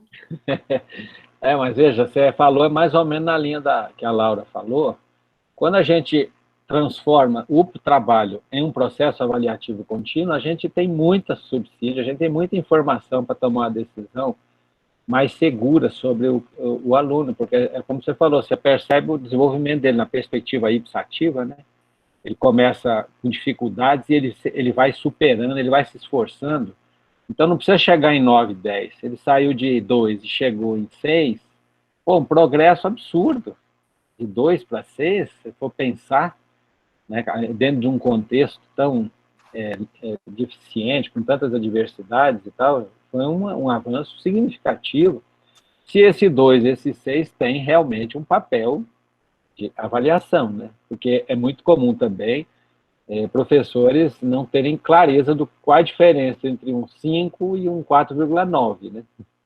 Acha que 4,9 significa que o cara não pode avançar, e o 5 que sim, quer dizer, ele consegue num 0,1, e curiosamente o pessoal da matemática dá muito valor para 0,1, já percebi. Eles acham que o cara que tem 4,9 não tem a mínima condição de prosseguir, e o que tem 5 está plenamente preparado para ir para frente. Quer dizer, é um negócio curiosíssimo, eu nunca entendi isso. E na fundação é 4,75, né? Pois é, ainda tem a segunda casa decimal. Quer dizer, é uma pessoa que avalia nos seus mínimos detalhes, né? Quer dizer, é difícil. Mas é isso aí, a ideia da avaliação formativa, ela é ser o mais ampla possível, diversificada nos seus meios de obtenção, né, de informações que subsidiem uma decisão que, para qualquer um de nós, é sempre uma decisão complexa. Eu acho doentio a pessoa ter prazer em reprovar, mas eu acho que a gente precisa também ter mais clareza do que significa estar aprovando, assim, com uma certa segurança, para não gerar uma frustração, né? O aluno na sequência. Então, a gente pensar no que é estruturante, no que efetivamente o aluno tem de potencial para crescer na continuidade, saber assim, não, ele vai dar conta, eu sei que ele dá conta, então a gente ficar com uma certa segurança mais consistente, né, de que vale a pena acreditar que ele vai prosseguir, vai conseguir.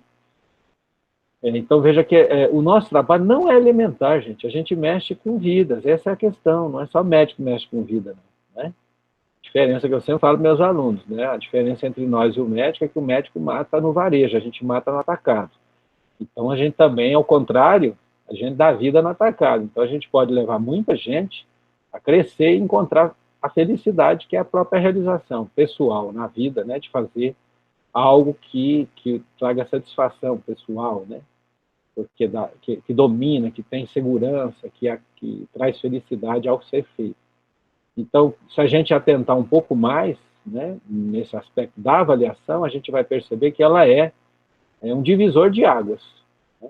Quanto mais a gente investe em melhorar o processo avaliativo, mais o processo de aprendizagem melhora e a gente tem resultados que estão fora do nosso alcance, não são aqueles que estão lá registrados no diário, não, são os resultados da vida, que a gente vai, às vezes, ter oportunidade de constatar encontrando alguém no futuro, mas é o trabalho do educador daquela história, né? O semeador, nós somos semeadores, nem todas as sementes germinarão, mas cada uma que germinar vai gerar tantos frutos que vai ter valido a pena a semeadura, né? E é por isso que nós estamos aqui. Nessa altura do campeonato ainda tem gente aqui. Eu achei que estava todo mundo, só ia ficar o pessoal da Uniep, mas ainda tem gente aqui. Firme e forte. Gauchi, 2 horas de reunião para você ter uma noção da importância que nós, professores aqui de ciências, a nossa equipe da Unieb, a equipe da NAIVEC, se importa, né, com nossos alunos, com o nosso modo de avaliar. Então, só temos a agradecer esse momento. Gostaria de saber se mais algum professor tem alguma fala, gostaria de falar aqui agora. Podemos encerrar, Ricardo? Sou servo, mesmo que infiel, sou servo. Cumpro ordem. Então, olha, para terminar a nossa reunião, gostaria de primeiro chamar minha chefe, Kátia, para darmos encerramento aqui. Kátia? Então, né, a gente aqui falando de números e tal, aí eu fiquei pensando que a própria pandemia, né, ela veio muito representada em números, e enquanto a gente olhava apenas para números, ou pelo menos muitos, né, dos brasileiros olhavam apenas para números, isso não fazia tanto sentido, né? Quando a gente começou a entender que esses números eram pessoas, quando isso passou a ser pessoas próximas de nós, dentro dos nossos lares, isso tornou uma outra proporção, né? Tomou uma outra proporção. E eu acho que a gente precisa considerar isso aqui no nosso mundinho também, né? A gente vai para o conselho de classe, como o Flávio colocou, e fica lá falando das notas, os números, e a gente precisa entender que aquilo ali são vidas, são pessoas, né, são estudantes, e que a gente precisa ter um olhar diferenciado de fato. Enfim, vamos encerrar na perspectiva de que na última terça-feira de julho estaremos de recesso. Ele demora, mas ele chega, né? Então estaremos de recesso e a gente vai pensar na data para agosto. Pelo que vem andando no grupo, provavelmente a gente tem aí uma possibilidade para a última de agosto, mas aí a gente analisa o calendário direitinho, com o grupo sendo criado, e a ideia é exatamente isso, tornar mais ágil a nossa comunicação, que é a função do WhatsApp, né, da gente colocar lá, vocês poderem opinar, vocês poderem, então, ter essa comunicação, pode compartilhar material, pode compartilhar experiência, assim que a gente constituir. Lembrando que talvez tenha aula, né? Sim, por isso a gente vai deixar em aberto e esperar mesmo como vai ser essa definição de tudo, né, para a gente pensar. Mas eu acho que a gente pode continuar, independente do formato nas escolas, de uma forma virtual, porque aí a gente continua aproveitando, igual o Anderson, que é lá do outro lado do mundo, né, não precisa tirar o professor Gauchi lá também do centro do poder para vir para cá, para Planaltina, essas coisas. Eu acho que é um bom encaminhamento, mas a gente vai conversando. É uma alegria imensa tê-los aqui nesse momento. A gente estende um pouquinho do horário, mas é pelo prazer da discussão, e aí não tem valor mesmo, né? A gente vai abrindo mão de algumas coisas. Muito obrigada a todos. A equipe do NAVEC que está presente, obrigada por compartilhar, por fazer parte desse processo, que para nós tem sido muito significativo. Professor Ricardo Garros, cada vez que a gente te ouve, o amor aumenta, a expectativa de ouvi-lo mais uma vez se renova, e aí a gente agradece imensamente pelo encontro de hoje. Importante lembrar, né, então, está comprovado que o sofrimento eleva a alma, sofrerem aqui, e eu acho que seria interessante cada um pensar naquelas questões que foram colocadas lá no formulário lá atrás, quando foi na preparação para esses encontros, e cada um buscar pensar numa resposta para a própria pergunta. E aí, trazendo para a discussão aqui, para a reflexão, vai ser interessante. Fala, ó, eu perguntei tal coisa, aí de lá para cá eu tenho pensado, eu estou achando que talvez uma resposta seja essa, um caminho seja esse, eu acho que ajuda todos nós a refletirmos, certo? A sugestão. Ótimo, então esse é o dever de casa, né? Revisitar lá a sua pergunta e para trazer respostas, ou pelo menos que você pensou a partir desses nossos encontros, na resposta para a sua questão. Excelente, combinadíssimo. Fiquem bem, continuem se cuidando, e Deus abençoe a todos. Demos por encerrada essa reunião de hoje, pessoal. Fiquem com Deus. Até nossa próxima reunião, se Deus quiser. Um beijo no coração de todos. Tchau, tchau, pessoal. Deus, tudo de bom. Obrigada, manda gravação, Breno. Manda gravação. Sim, senhor, chefe. Tchau, pessoal. Obrigada. Tchau, prefeita. Tchau, querido. Não sei como consegue, gente, arrumar tanta história numa fala só. É porque ele Fica conhece bem. cada um assim, a dedo. É porque o dia que você conversar com ele, ele anota todo o seu histórico. E aí, minha filha, ele põe no E usa HD, contra acabou. você. Nunca mais você vai ser a mesma. Vou tomar cuidado com o que eu falo com ele. Então, Kátia, com certeza você já tem um título. Eu, por exemplo, sou a prefeita de Unai, entendeu? Meu título é bacana. Gostei do seu. Só Jesus salva, o outro também já está consolidado. Demorou, hein? Demorou, hein? Bom saber, bom saber. Posso considerar o Leide como um título também? Lógico, Roberto Carlos que eu diga. Pronto, então, ótimo, já tenho meu título Leite também. é bom, leite também é bom. Prefeita, leite. Ele é bem generoso, viu, gente? Vou dizer que... Pode ser pior, né? Não, ele costuma ser bem generoso, ele é bonzinho. Tá bom, gente. Tudo de bom para Fiquem vocês. bem, Valeu, Breno. bom vê-los. Até mais, gente. Até mais. Valeu, com Deus. Obrigado, até a próxima, gente. Vacinou, Ricardo? Ricardo saiu. Saiu. Tchau, tchau. Mas deve ter pessoal. vacinado. Ah, com certeza. Beijos. Beijo, gente. Obrigada, viu, gente? Maravilhosa a nossa tarde. Que Obrigado. bom, Ana. Obrigada pelo retorno. Beijo. Beijo. Simbora, né, Breno? Simbora, chefinha. Deu tudo certo, né? Graças a Deus. Parabéns. Obrigada. Amém. Peraí, rapidinho. Deixa eu só tirar aqui. A gravação. Isso, exatamente. Peraí. Interromper a gravação. Interromper.